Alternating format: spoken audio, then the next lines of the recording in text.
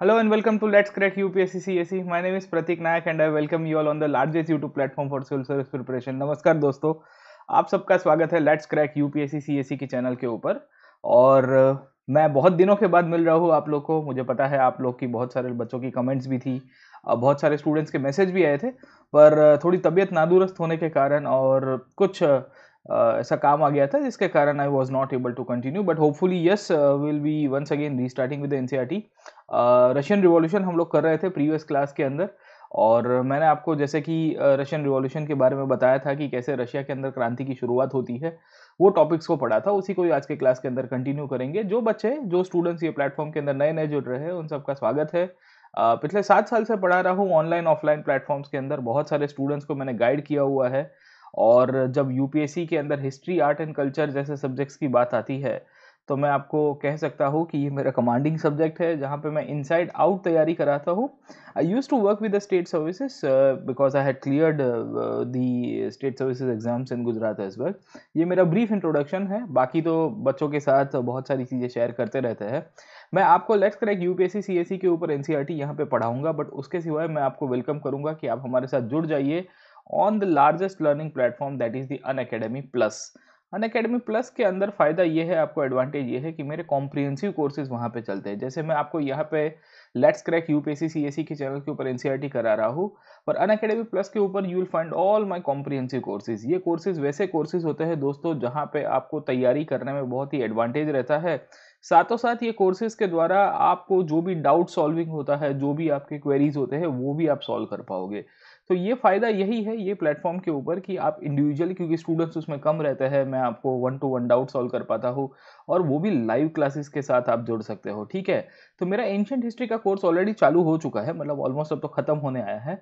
But ancient history के बाद तुरंत ही just after prelims I am starting once again with a new course on the post independence Indian history. Very important topic जो mains के अंदर आता है, और बहुत सारे बच्चे ये टॉपिक को छोड़ देते हैं। तो मेरा मानना ये है कि ये टॉपिक को छोड़ा नहीं जा सकता है, क्योंकि क्वेश्चन अगर पूछता है तो यहाँ से पूछा जा सकता है।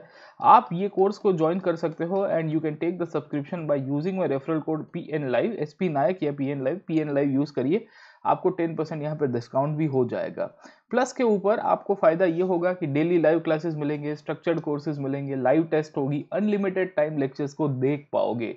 ये सबसे बिगेस्ट एडवांटेज अनअकैडमी प्लस का है कि आप अपने मर्जी के हिसाब से, अपने टाइम के हिसाब से लेक्चर्स को अटेंड कर पाते हो। टेस्ट होगा, क्विज होगा, उसको भी आप अटेंड कर पाओगे। अनअकैडमी प्लस के ऊपर मैं आपको इतने सब्जेक्ट्स पढ़ाऊंगा, तो एक बार जब आप सब्सक्रिप्शन लोगे तो you will be able to attend all this subjects my friend. Modern history, ancient history, medieval history, post independence, world history and art and culture. So you can imagine कि कितना लेंदी जो सिलेबस है history का, इसको कराते कराते करीबन 6-7 महीने लग जाते हैं। ठीक है, तो मैं आपको मिनिमम ये कहूँगा कि जब आप यहाँ पे अनअकैडमी प्लस के ऊपर सब्सक्रिप्शन लोगे तो फ़ायदा ये होगा कि मेरे कोर्सेज तो आप अटेंड करोगे ही, मेरे 3000 से ज़्यादा आपको हैंडआउट स्लाइड्स मिलेंगे। More than 3000 which are I am sharing with the students. You can imagine कि कितना सारा कंटेंट आप लोग के साथ शेयर हो रहा है, MCQs हो रहे हैं, PYQs हो रहे हैं। इसके सिवाय ये सब्सक्रिप्शन का फ़ायदा ये है कि एक ही सब्जेक्ट के द्वारा जे भी कोर्सेज आपको पढ़ाए जाते हैं, जो भी सब्सक्रिप्शन है वो आप ले सकते हो। ठीक है, तो आपको खाली PN लाइव सब्सक्रिप्शन के लिए कोड यूज़ करना है and after using this referral code you will be able to attend all the subjects. ऐसा नहीं होगा कि खाली एक ही सब्जेक्ट का क्लास आपको अटेंड करना है। ठीक है ना, तो मेरे कोर्सेज है, पॉलिटी के टीचर है, इकोनॉमी के टीचर है, उन सब के आप देख पाओगे। आपको प्रीलिम्स, मेंस, ऑप्शनल, बहुत सारे सब्जेक्ट्स का ऑप्शनल भी कवर किया जाता है, ये भी आप इसके अंदर कवर कर पाओगे। तो you can see it's a very vast range and very wide range of preparation.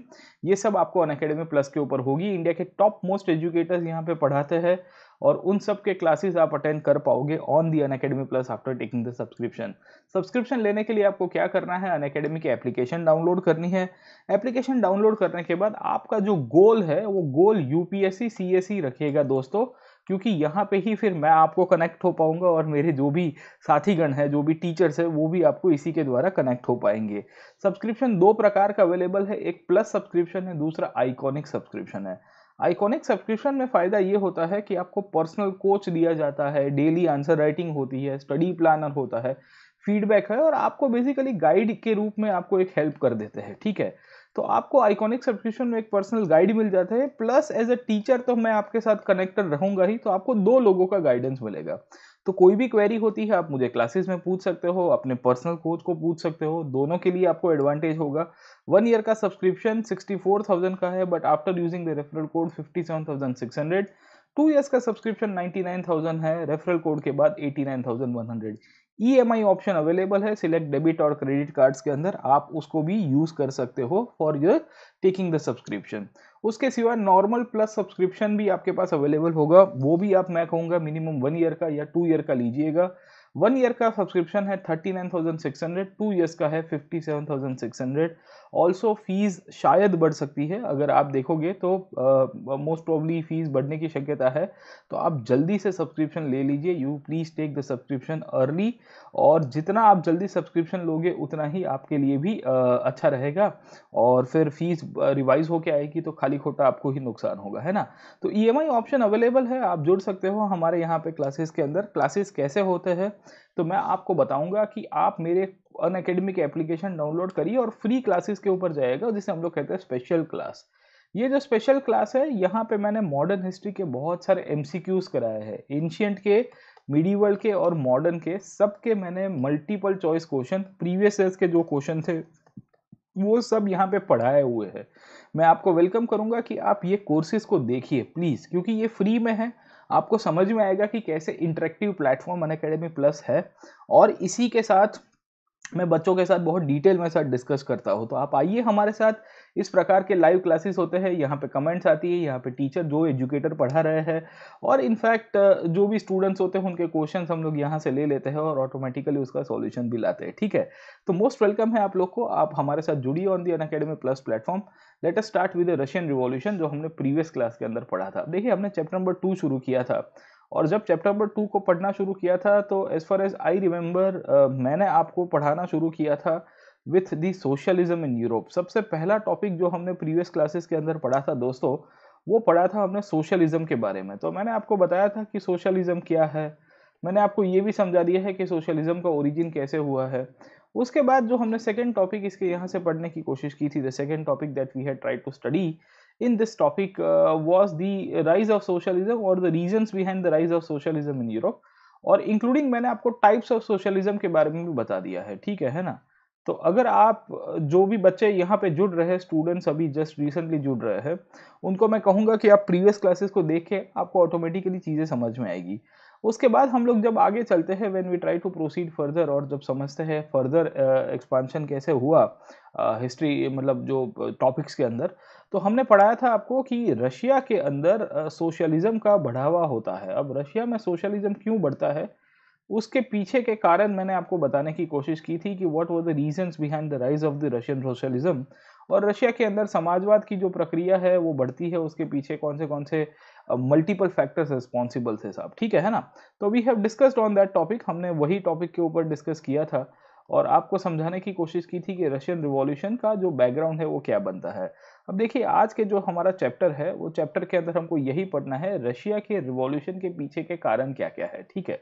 तो आपको अगर याद होगा प्रीवियस क्लासेस के अंदर, तो हमने आपको पढ़ाना शुरू किया था जब हमने रशियन रिवॉल्यूशन के बैकग्राउंड के अंदर आपको बताया था कि रशिया के रिवॉल्यूशन के पीछे मूलभूत जो कारण रिस्पॉन्सिबल है वो कौन से हो सकते हैं।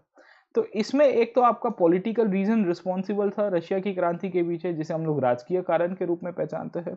दूसरा जो कारण था वो कौन सा था, इकोनॉमिक रीजन हुआ करता था दोस्तों, तो मैंने आपको बताया था कि इसमें इकोनॉमिक रीजंस भी रिस्पॉन्सिबल होंगे।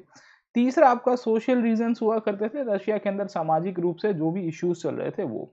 पॉलिटिकल रीजंस में जब हम लोग बात करते हैं तो मोनार्की सबसे बड़ा रोल प्ले था, और मैंने आपको बताया था कि जो जार करके उनका जो राजा हुआ करता था वो काफ़ी एब्सोल्यूट बंदा था। एब्सोल्यूट होने का मतलब ये होता है साहब कि राजा के हाथ में कुछ ज़्यादा ही सत्ता हुआ करती थी, और पब्लिक के हाथ में आपको देखने को मिलेगा कि कोई सत्ता नहीं हुआ करती थी, ठीक है।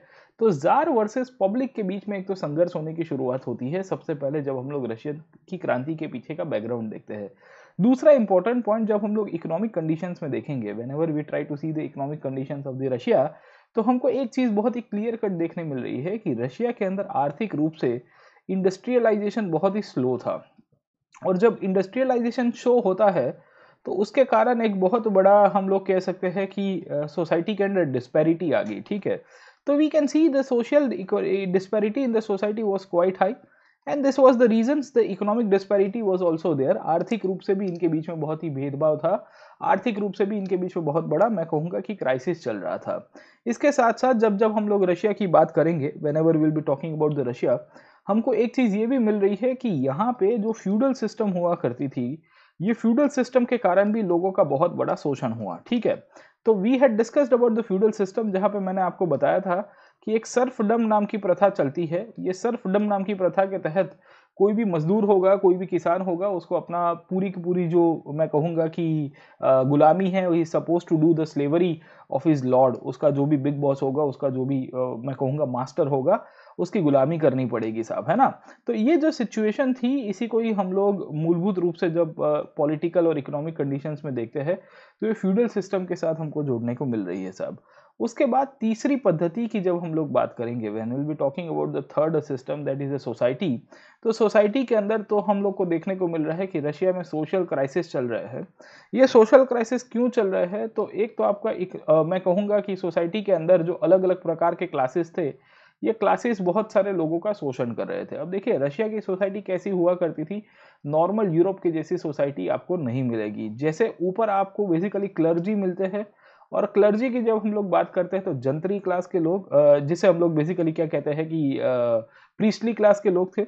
दूसरे हमको मिलेंगे जेंट्री। जेंट्री कौन थे साहब? Gentry were those people who were basically related to whom, they were related to the, I would say, the ruling family और द लैंडलॉर्ड्स।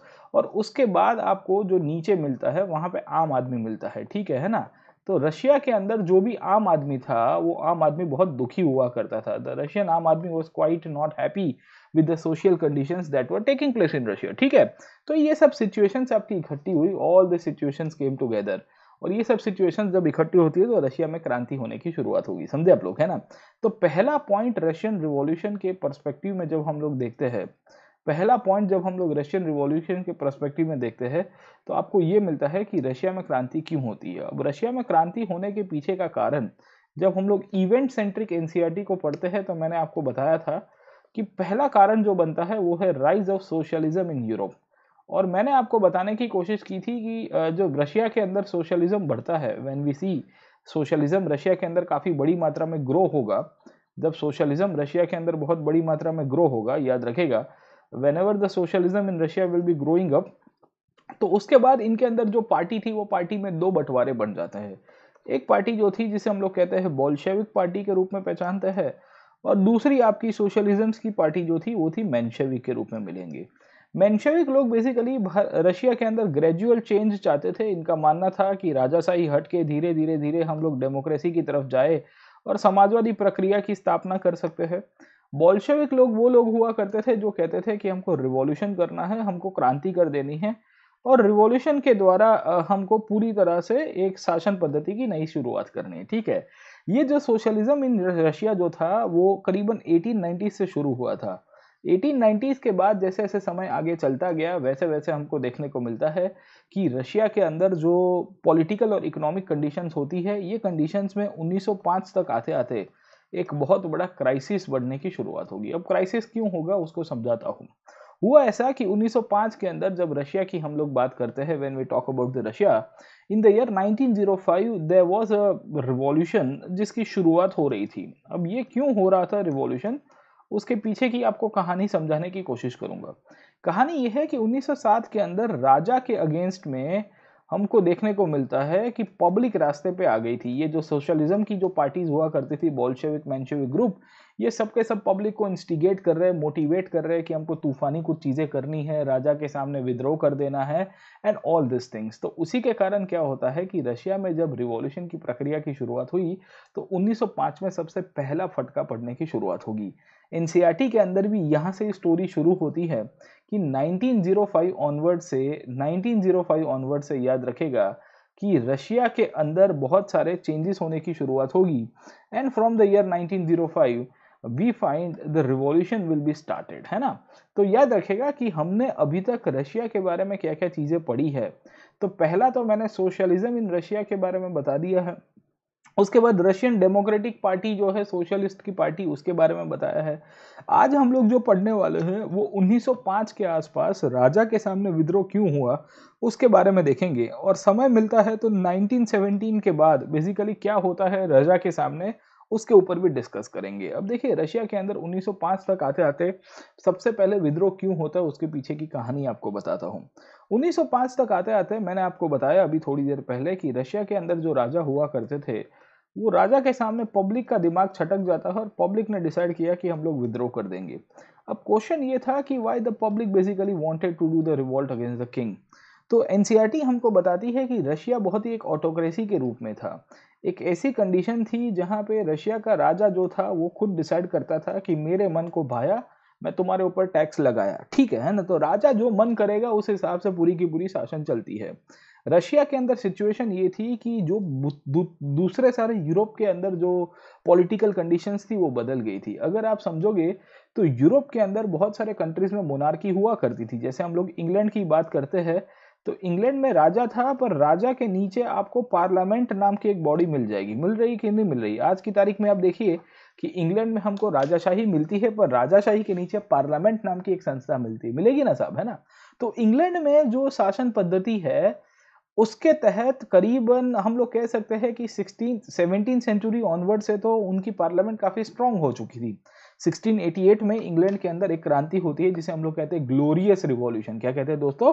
Glorious revolution. ये जो ग्लोरियस रिवॉल्यूशन जब हुआ था उसके बाद एक बहुत बड़ा हमको देखने को मिला कि विद्रोह हो गया है राजा के सामने, और उसके बाद राजा ने सत्ता पार्लियामेंट को दे दी थी। रशिया में ऐसा हुआ कि राजा अभी भी एब्सोल्यूट है। राजा बोलेगा कि मेरे मन को भाया, मैं तुम्हारे ऊपर टैक्स लगाया, ठीक है। तो वी फाइंड 20th सेंचुरी के अंदर भी राजा अपनी सत्ता नहीं छोड़ रहा था और पार्लियामेंट जैसी संस्थाओं के ऊपर पावर भी नहीं दे रहा था। समझे कि नहीं समझे, है ना। तो क्या होता है कि रशिया में जो पब्लिक थी, ये पब्लिक उस टाइम पे विद्रोह करने का प्लान बना चुकी है। पब्लिक का दिमाग छट गया है। अब पब्लिक विद्रोह 1905 के अंदर पहली बार करती है। उसके पीछे का कारण आप देखोगे तो एक फोर्स मिलेंगे जिसे हम लोग कहते हैं लिबरल्स। अब देखिए याद रखिएगा, दुनिया में जितने भी विद्रोह हुए उसमें लिबरल्स का बहुत बड़ा कंट्रीब्यूशन मिलेगा दोस्तों साहब, ठीक है। Wherever the revolt will take place the liberals, क्योंकि ये उदारवादी ताकतें होती है। इसे हम लोग अगर हिंदी में लिखते हैं तो उदारवादी ताकत के रूप में पहचानते हैं। We call them as very liberal forces. ये ताकतों का इंपॉर्टेंस क्या है? This forces are very significant because ये वो ताकतें हैं जिन्होंने रशिया के अंदर बहुत बड़ी मात्रा में हम लोग कह सकते हैं कि लोगों को मोटिवेट किया था, लोगों को दिखाया था कि तुम्हारा प्रॉब्लम क्या है साहब, ठीक है। क्योंकि पब्लिक का पास क्या होता है कि डायरेक्शन नहीं होता है। एट टाइम अगर आप देखोगे आपको भी लगता होगा कि मैं कुछ तूफानी कर दूं, मैं विद्रोह कर दूं, कुछ ना कुछ तूफानी करने की कोशिश करूंगा, बट उनको डायरेक्शन दिखाने के लिए, उनको गाइड करने के लिए एक फोर्स उभर के आती है जिसे हम लोग कहते हैं लिबरल साहब, ठीक है ना। तो वी फाइंड ये जो लिबरल्स थे, ये लिबरल्स ने राजा के सामने है ना अपना आवाज उठाना शुरू कर दिया। उन्होंने राजा को कहा कि राजा एक्टो नॉ चॉल्बे, राजा ये नहीं चलेगा, आप जो कर रहे हो वो गलत चीज कर रहे हो, क्योंकि आप लोगों का शोषण कर रहे हो, आप लोगों को पॉलिटिकल राइट्स नहीं दे रहे हो, और इसके कारण हमको क्या मिल रहा है कि इन दौरान राजा के सामने एक आंदोलन होता है। Liberals was the first gang जिसने पब्लिक को गाइड किया। साथों साथ उस टाइम पे जो भी पॉलिटिकल पार्टी के लोग थे, एक तो थे सोशल डेमोक्रेट जिसे हम लोग कहते हैं मेंशेविक लोग, और दूसरे हम लोग को मिलेंगे सोशल रिवॉल्यूशनरीज जिसे हम लोग कहते हैं बोल्शेविक लोग। ये दोनों की दोनों ताकतें इकट्ठे होती है और इन्होंने भी रशिया के अंदर जो पीजेंट्स और वर्कर्स थे उनको भी गाइड किया। अब देखिए कोई भी क्रांति होती है, याद रखेगा, पब्लिक के अंदर सबसे मेजर कॉन्स्टिट्यूशन होता है या मेजर पार्टिसिपेशन कहीं से होगा साहब, तो वो आपके किसानों का होगा और मजदूरों का होगा। याद रखेगा, दुनिया का कोई भी इतिहास सक्सेसफुल नहीं रह पाया है जब तक आपके यहाँ पे पीजेंट्स और वर्कर का पार्टिसिपेशन ना हुआ हो। मैं आपको फिर से बताता हूँ, दुनिया का कोई भी इतिहास सक्सेसफुल नहीं हो पाया है जब तक आपके पास पीजेंट्स और वर्कर्स का पार्टिसिपेशन ना हो। मतलब ये होता है दोस्तों कि जहां जहां पीजेंट्स और वर्कर्स का पार्टिसिपेशन हमको मिलता है वहां वहां पे रिवॉल्ट सक्सेसफुल हुआ। फ्रांस की क्रांति पीजेंट्स और वर्कर्स के कारण हुई। यूरोप में और भी 1830 1848 के रिवॉल्यूशन हुए, उसमें भी पीजेंट्स एंड वर्कर्स का बहुत बड़ा रोल प्ले था। रशिया के अंदर भी पीजेंट्स एंड वर्कर्स बेचारे गाइड नहीं हो पा रहे थे, तो उनको लिबरल्स ने, बोल्शेविक फोर्सेस ने, और मैंने आपको बताया कौन से थे, मेंशेविक फोर्सेस, ये जितने भी फोर्सेस थे, इन सब ताकतों ने पब्लिक को गाइड किया और कहा कि देखो तुम्हारे दुख का कारण कौन है, the reason for your sorrows is the king. तुम्हारे दुख का कारण तुम्हारा राजा है। तुमको अगर तुम्हारा दुख दूर करना है तो तुमको राजा के सामने कुछ तूफानी करना पड़ेगा। अब राजा क्या था? राजा एब्सोल्यूट था। मैंने अभी आपको बताया the king was absolute. Because the king was absolute, the king was not giving the power. राजा चाहता था कि पावर उसके हाथ में रहना चाहिए। Getting my point or not, है ना? तो पब्लिक ने राजा के सामने एक कॉन्स्टिट्यूशन की डिमांड कर दी। दिख रहा है आपको? यहाँ पे मैं लिख रहा हूँ कि together with the social democrats that is known as Menshevik and the social revolutionaries that is known as Menshevik, they worked with the peasants and workers during the revolution of 1905 to demand a constitution। इन्होंने कहा कि हमको संविधान चाहिए। अब आप देखिए, राजा खुद फंस गया है। राजा यहाँ पे एब्सोल्यूट अपना ट्रेंड बता रहा है। राजा कह रहा है कि मेरे मन को भाया, मैं तुम्हारे ऊपर टैक्स लगाया। पब्लिक कहती है कि कॉन्स्टिट्यूशन लिख दो, तुमको राजाशाही रखनी है तो रखो, कोई बात नहीं है। We do not have complete objection with the monarchy. याद रखिएगा, शब्द बहुत जरूरी है। राजाशाही के सामने पब्लिक का विद्रोह तो था, पर पब्लिक अभी भी राजा को स्वीकारने के लिए तैयार है। पब्लिक एक ही चीज कह रही है कि तुम आर्बिट्ररी और ऑटोक्रेटिक वे के अंदर रूल करो, क्योंकि कॉन्स्टिट्यूशन नहीं होता है तो क्या होता है, what happens if you do not have constitution. आज भारत के अंदर अगर संविधान नहीं होगा तो क्या होगा? सरकारें आपके ऊपर तांडव कर देगी साहब, है ना? तो आप समझने की कोशिश करिए कि जब जब हम लोग इतिहास के अंदर कॉन्स्टिट्यूशन की बात करते हैं तो कॉन्स्टिट्यूशन एक ऐसा डॉक्यूमेंट है जिसे हम लोग कह सकते हैं कि पब्लिक के लिए बहुत ही पॉजिटिव है। समझ में आ रहा है? ठीक है, ये पब्लिक के लिए बहुत ही पॉजिटिव डॉक्यूमेंट के रूप में मिलेगा। और जो गवर्नमेंट होती है, जो स्टेट होता है, उसके लिए नेगेटिव डॉक्यूमेंट है। क्यों नेगेटिव डॉक्यूमेंट है? क्योंकि स्टेट को रिस्ट्रिक्ट करता है कि तुमको एक हद से ज्यादा अपनी औकात के बाहर नहीं जाना है। पब्लिक को कहता है कि तुम्हारे राइट्स ये है और तुम ये सब चीजें डिमांड कर सकते हो अगेंस्ट द अथॉरिटी। समझे आप लोग, है ना? तो ये बहुत जरूरी है। तो हम लोग जब संविधान की बात करते हैं तो जहां पे ऑटोक्रेसी होती है, जिसे हम लोग क्या कहते हैं दोस्तों, मोनार्की होती है, वहां पे हमको एक चीज बहुत ही क्लियर कट दिख रही है कि जो राजा है, ये राजा अपने हिसाब से डिसीजन लेगा। और ये राजा के हाथ में ही क्या होता है साहब, जुडिशरी भी आ जाती है, राजा के हाथ में ही एग्जीक्यूटिव आ जाएगा और राजा के हाथ में ही लेजिस्लेचर होगा। समझे कि नहीं समझे? तो everything is centralised under one person. Russia के अंदर भी इसी प्रकार की शासन पद्धति, और अगर इनफैक्ट रशिया के अंदर कॉन्स्टिट्यूशन आ जाएगा तो हो सकता है सेपरेशन ऑफ पावर हो जाए। और सेपरेशन ऑफ पावर होने के बाद ऐसा भी हो सकता है कि एग्जीक्यूटिव अथॉरिटी के रूप में तो राजा शायद वैसा का वैसा रहेगा, जैसे फ्रांस के अंदर भी हुआ था, इंग्लैंड के अंदर भी आपको मिल जाता है। पर लेजिस्लेटिव पावर के रूप में पब्लिक शायद पार्लियामेंट के हाथ में सत्ता दे दे। और ये भी हो सकता है कि साहब जुडिशरी भी इंडिपेंडेंट हो जाएगी। और जब जुडिशरी इंडिपेंडेंट होती है तो राजा कुछ गलत करेगा तो जुडिशरी उसको पनिश भी करेगी। संविधान लिखने का इंटेंशन और संविधान बनाने का इंटेंशन यही था मेरे दोस्तों। और इसी के कारण रशिया के अंदर लोगों ने विद्रोह करना शुरू कर दिया। लोगों ने कहा कि भाई हमको संविधान चाहिए, we need constitution for our self. हम ऐसे चुप नहीं बैठेंगे। समझ में आया आपको? तो in this situation we find 1904 के आसपास का पीरियड रशिया के अंदर बहुत ही, हम लोग कह सकते हैं कि कातिल पीरियड के रूप में हमको देखने को मिलता है। ये इतना कातिल पीरियड था क्योंकि एक तो पब्लिक विद्रोह कर रही है। अब जब जब रिवॉल्ट होगा तो राजा उसको दबाने की भी कोशिश करेगा। और इसके कारण हमको देखने को मिल रहा है कि कांस्टेंट एक टग ऑफ वॉर चलने की शुरुआत होती है between the king and the people. हाँ, पब्लिक और प्रजा के, मतलब राजा और प्रजा के बीच में एक टग ऑफ वॉर चलता रहता है। ऊपर से कहानी क्या है, रशिया के अंदर हमको ये भी मिल रहा है कि वहां पे जो भी राष्ट्रवादी ताकतें थी, खास करके पोलैंड के अंदर हुआ करती थी, या रशिया में जो मुस्लिम डोमिनेटेड एरिया के अंदर जो लीडर्स हुआ करते थे, जिनको जेडीडिस्ट के रूप में पहचाना जाता है, ये लोग भी चाहते थे कि सोसाइटी को मॉडर्नाइज किया जाए। अब आप समझने की कोशिश करो, जेडीडिस्ट वो लोग थे जो बेसिकली रशियन एम्पायर के अंदर सोसाइटी को मॉडर्नाइज करना चाहते थे। इनका मानना यह था कि सोसाइटी में आधुनिकीकरण आएगा तो उतना ही हमारी रशिया की सोसाइटी प्रोग्रेस करेगी। सोसाइटी में आधुनिकीकरण आएगा, रशिया की सोसाइटी प्रोग्रेस करेगी, तो ऑटोमेटिकली बहुत सारे जो सोशल रिफॉर्म्स है वो होने की भी शुरुआत होगी। समझे आप लोग, है ना? तो क्या हो रहा है, वी फाइंड कि रशिया एक बहुत ही टर्बुलेंट पीरियड के थ्रू जा रहा है। 1905 तक आते आते रशिया के अंदर जो क्रांति का पूरा जो माहौल बना था, ये माहौल बहुत ही क्लियर कट था कि पब्लिक अब राजा के सामने चुप नहीं बैठने वाली है। ऊपर से आप समझने की कोशिश करोगे तो हमको देखने को मिल रहा है कि 1904-1905 तक आते आते 1904-1905 तक आते आते रशिया में बहुत बड़ा इन्फ्लेशन का एक ट्रेंड देखने को मिल रहा है। We find a huge trend of inflation. अब नाउ यू कैन अंडरस्टैंड, एक साइड के ऊपर इन्फ्लेशन आ रहा है सोसाइटी के अंदर, समझे कि नहीं समझे। अब प्राइजेस जब बढ़ रहे होते हैं तो पब्लिक क्या करती है, पब्लिक कहती है कि भाई पैसा बचाओ। ऊपर से इन्फ्लेशन एक साइड के ऊपर जा रहा है। दूसरा इंपॉर्टेंट पॉइंट हम लोग देखेंगे कि जो वेजेस है वो डाउन चले गए हैं, मतलब लोगों की सैलरी कम हो रही है। समझ में आया कि नहीं है आपको, ठीक है। सो वी फाइंड 1904 ऑनवर्ड से it was a bad year for the Russian workers and the prices of the essential good rose quickly so that the real wages declined by 20%. You can imagine कि आपकी जो salary है, सादी भाषा में हम लोग सैलरी ही उसको कहेंगे, वो 20% के आसपास कम हो गई। मतलब आप समझिए कि रशिया के अंदर सिचुएशन क्या हो रही है।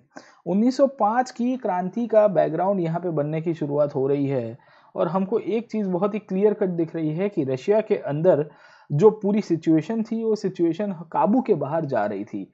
अब पब्लिक रशिया के राजा के सामने बेसिकली बोल रही है कि हमको क्या चाहिए भाई, रिफॉर्म चाहिए, हमको चाहिए कॉन्स्टिट्यूशन, हमको चाहिए हमारे राइट्स। अब राजा साहब देने को तैयार नहीं है। राजा साहब कहते हैं कि भाई हम तो राजा है, कड़के तो कड़के लेकिन नवाब के लड़के, समझे कि नहीं समझे। तो क्या हो रहा है आप समझने की कोशिश करिए कि एक साइड के ऊपर राजा है, दूसरी साइड के ऊपर रशिया की पब्लिक है।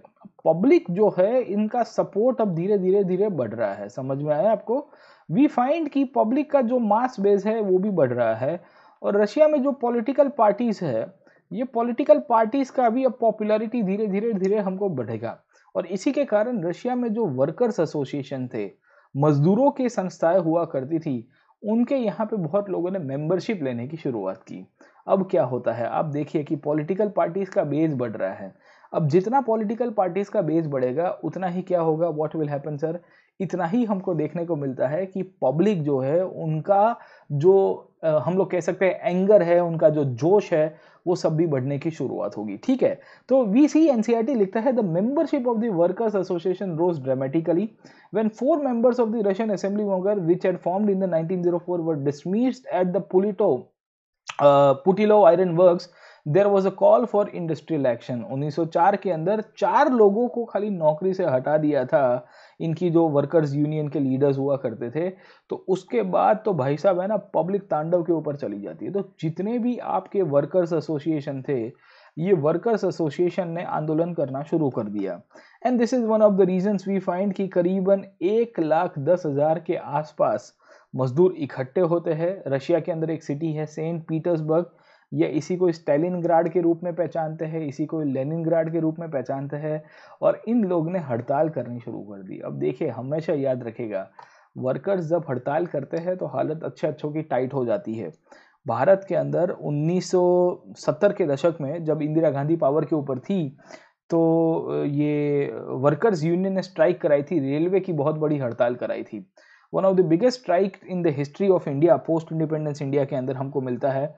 और ये इतनी बड़ी स्ट्राइक थी जहां पे पूरी की पूरी रेलवे चक्का जाम हो जाती है। साहब आप समझने की कोशिश करिए, वैसी ही कुछ कंडीशन हमको रशिया के अंदर मिलेगी। 1 लाख से ज़्यादा मजदूर ये लोग हड़ताल के ऊपर उतर जाते हैं। सेंट पीटर्सबर्ग बहुत ही बढ़िया सिटी है, अब यूरोप के साथ कनेक्ट करता है रशिया को।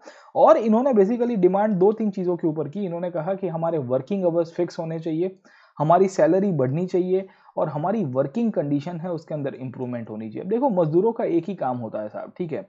मजदूर कहते हैं कि यार हम काम करने के लिए तैयार है। कहीं पे भी मजदूर, दुनिया के कोई भी मजदूर को अगर आप देखोगे ना, all over the world you go, आप दुनिया के कोई भी कोने में चले जाओ, आपको वर्कर्स के अंदर एक ही चीज बहुत ही क्लियर कट मिलेगी।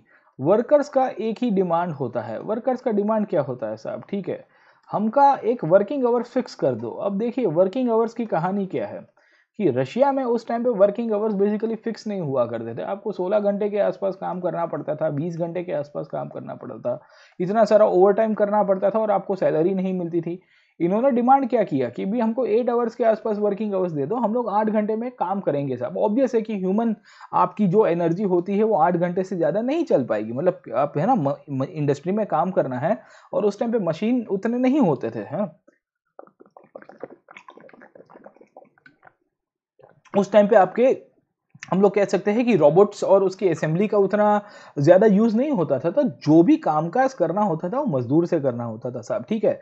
तो इंडस्ट्री के अंदर जो भी मज़दूर काम करते थे उनको टाइम तो लगेगा ना, उनको अपना एनर्जी, अपना टाइम कितना सारा चलाना पड़ता है साहब, ठीक है ना? तो पहला तो वर्किंग आवर्स का कांसेप्ट आया, the very first concept that came was of the working hours कि भई इसको सॉल्व करो। उसके बाद हम लोग जब देखते हैं the second point when we try to understand, जो वर्कर्स ने उस टाइम पे डिमांड की थी, the second point that the workers demanded was the wages. अब देखिए वेजेस इनके बहुत ही लो हुआ करते थे और वर्कर्स की डिमांड क्या थी कि हमारे वेजेस जो है वो हाई कर दिए जाए साहब। क्यों?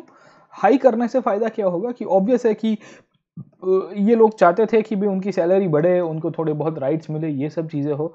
और तीसरा वर्किंग कंडीशंस। अब देखिए ये बहुत ही इम्पोर्टेंट है। जैसे हम लोग वर्किंग कंडीशंस की बात करते हैं, तो उनको थोड़े रहने के लिए हम लोग कह सकते हैं कि उनकी जो हाउसिंग कंडीशन है, उनकी जो फूड की कंडीशन है, उनकी जो सैनिटेशन की कंडीशन है, इंडस्ट्री के अंदर टॉयलेट बाथरूम कभी-कभी मतलब गंदा होता है, साफ-सफाई वाला नहीं होता है, ये भी आपको मेंटेन करना पड़ता है साहब, ठीक है? तो वर्कर्स ने राजा के सामने यही डिमांड किया और राजा और पब्लिक बेसिकली सब एक-दूसरे के साथ कॉन्फ्लिक्ट में आ रही है और वर्कर्स ने कह दिया कि देखिए भई हमारे इतने सारे मेन डिमांड है, हम तो चाहते हैं कि हमको इतना सारा चीज़ें मिलना चाहिए, समझे आप लोग? ठीक है?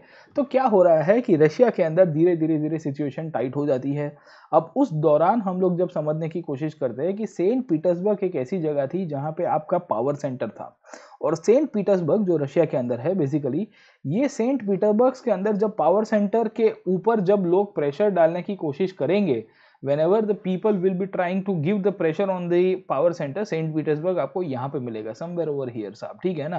सो you will find somewhere over here Saint Petersburg आपको यहाँ पे मिलता है। ये मैंने आपको मैपिंग करके दे दिया है क्योंकि कभी-कभी क्या होता है कि मैप आप देखते हो तो ऑटोमेटिकली आपको पिक्चर क्लियर आता है, ठीक है?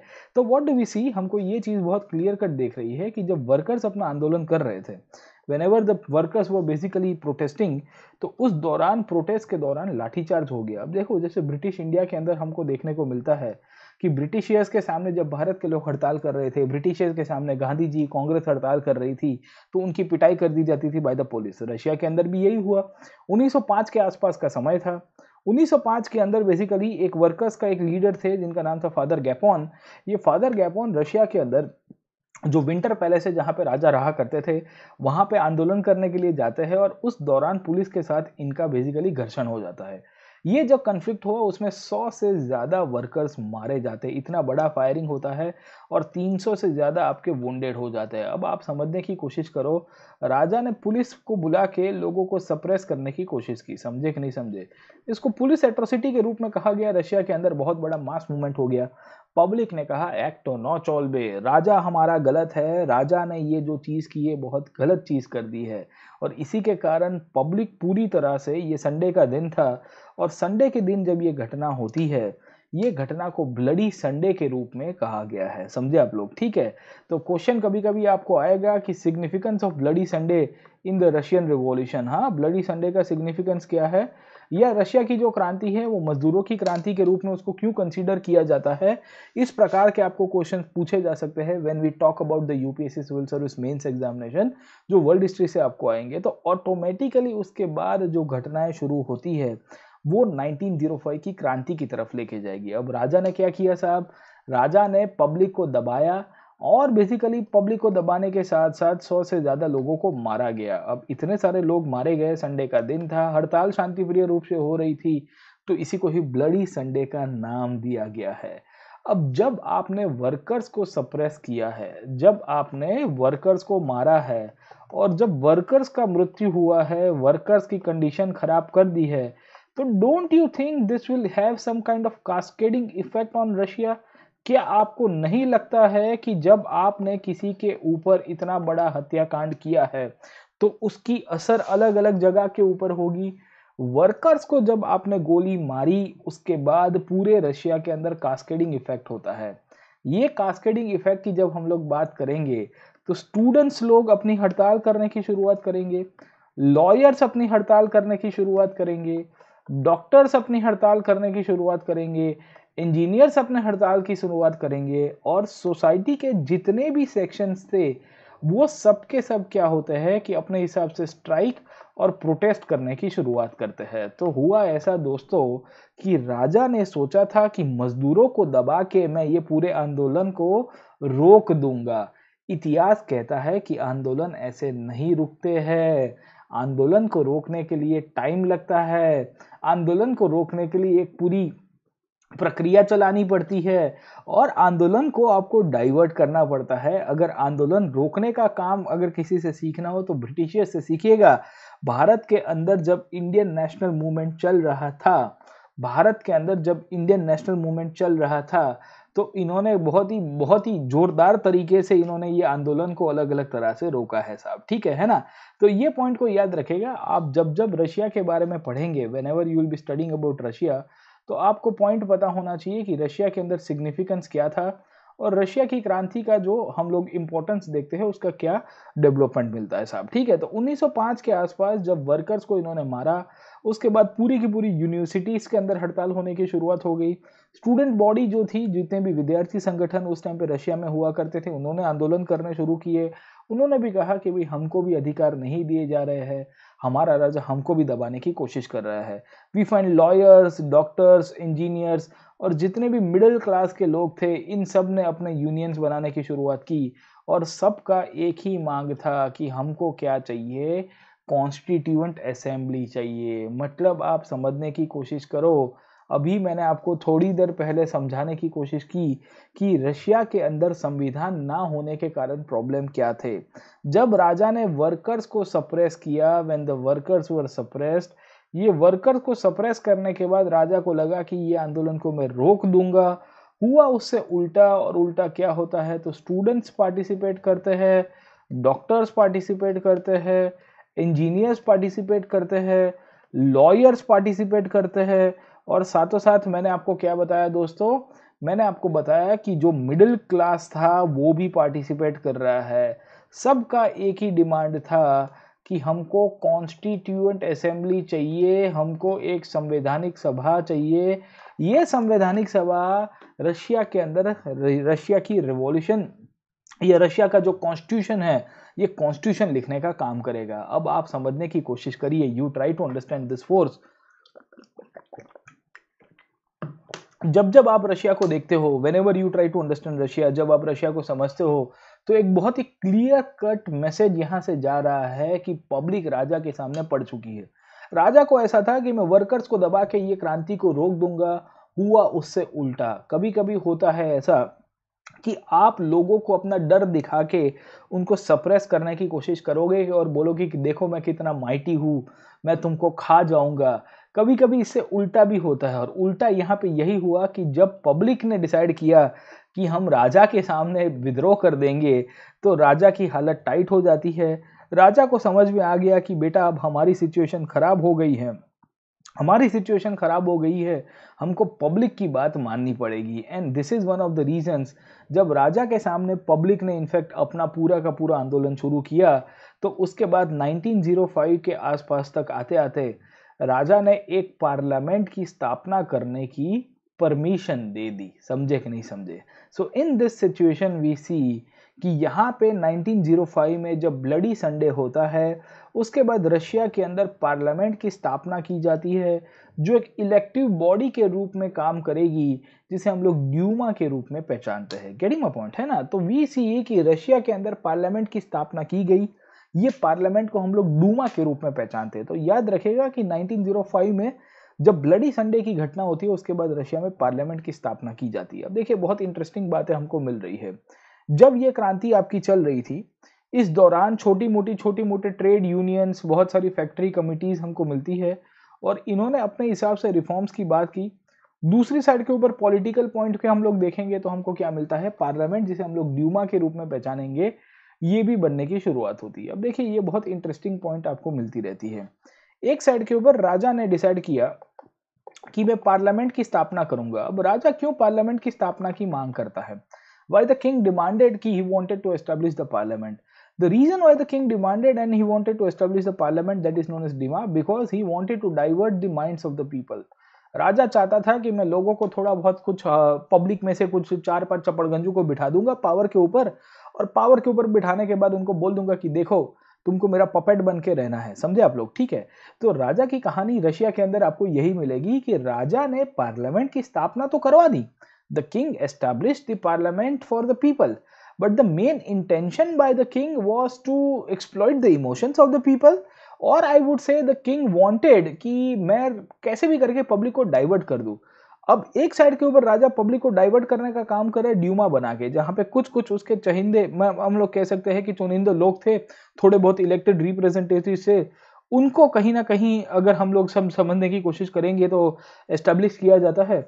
उसके सिवाय हम लोग जब दूसरे पॉइंट के ऊपर बात करते हैं, तो पब्लिक की जो एक्टिविटीज थी, पब्लिक की जो एक्टिविटीज हुआ करती थी, ये पब्लिक की एक्टिविटीज उस टाइम पे बहुत ही लार्ज स्केल में चालू ही है। The public activities was continuously going on. तो पब्लिक एक्टिविटीज में बहुत सारे ट्रेड यूनियंस बने हैं, बहुत सारे मैंने आपको बताया कमिटीज बनी थी। तो राजा नहीं चाहता था कि ये ट्रेड यूनियंस और कमिटीज अब चले, क्योंकि राजा ने पब्लिक को बताया कि देखो मैंने आपके लिए ड्यूमा बना दिया, I have already established the Duma. अब ड्यूमा बना के दिया है तो आपको कोई राजकीय काम अब मेरे सामने नहीं करना है साहब, ठीक है। तो राजा ने क्या किया, एक साइड के ऊपर ड्यूमा बनाया, और जितनी भी कमिटीज और यूनियन जो थे उस टाइम पे काम कर रहे थे उनको इलीगल डिक्लेयर कर दिया और कहा कि तुम अनऑफिशियल हो, तुम कोई भी काम नहीं कर सकते साहब, ठीक है।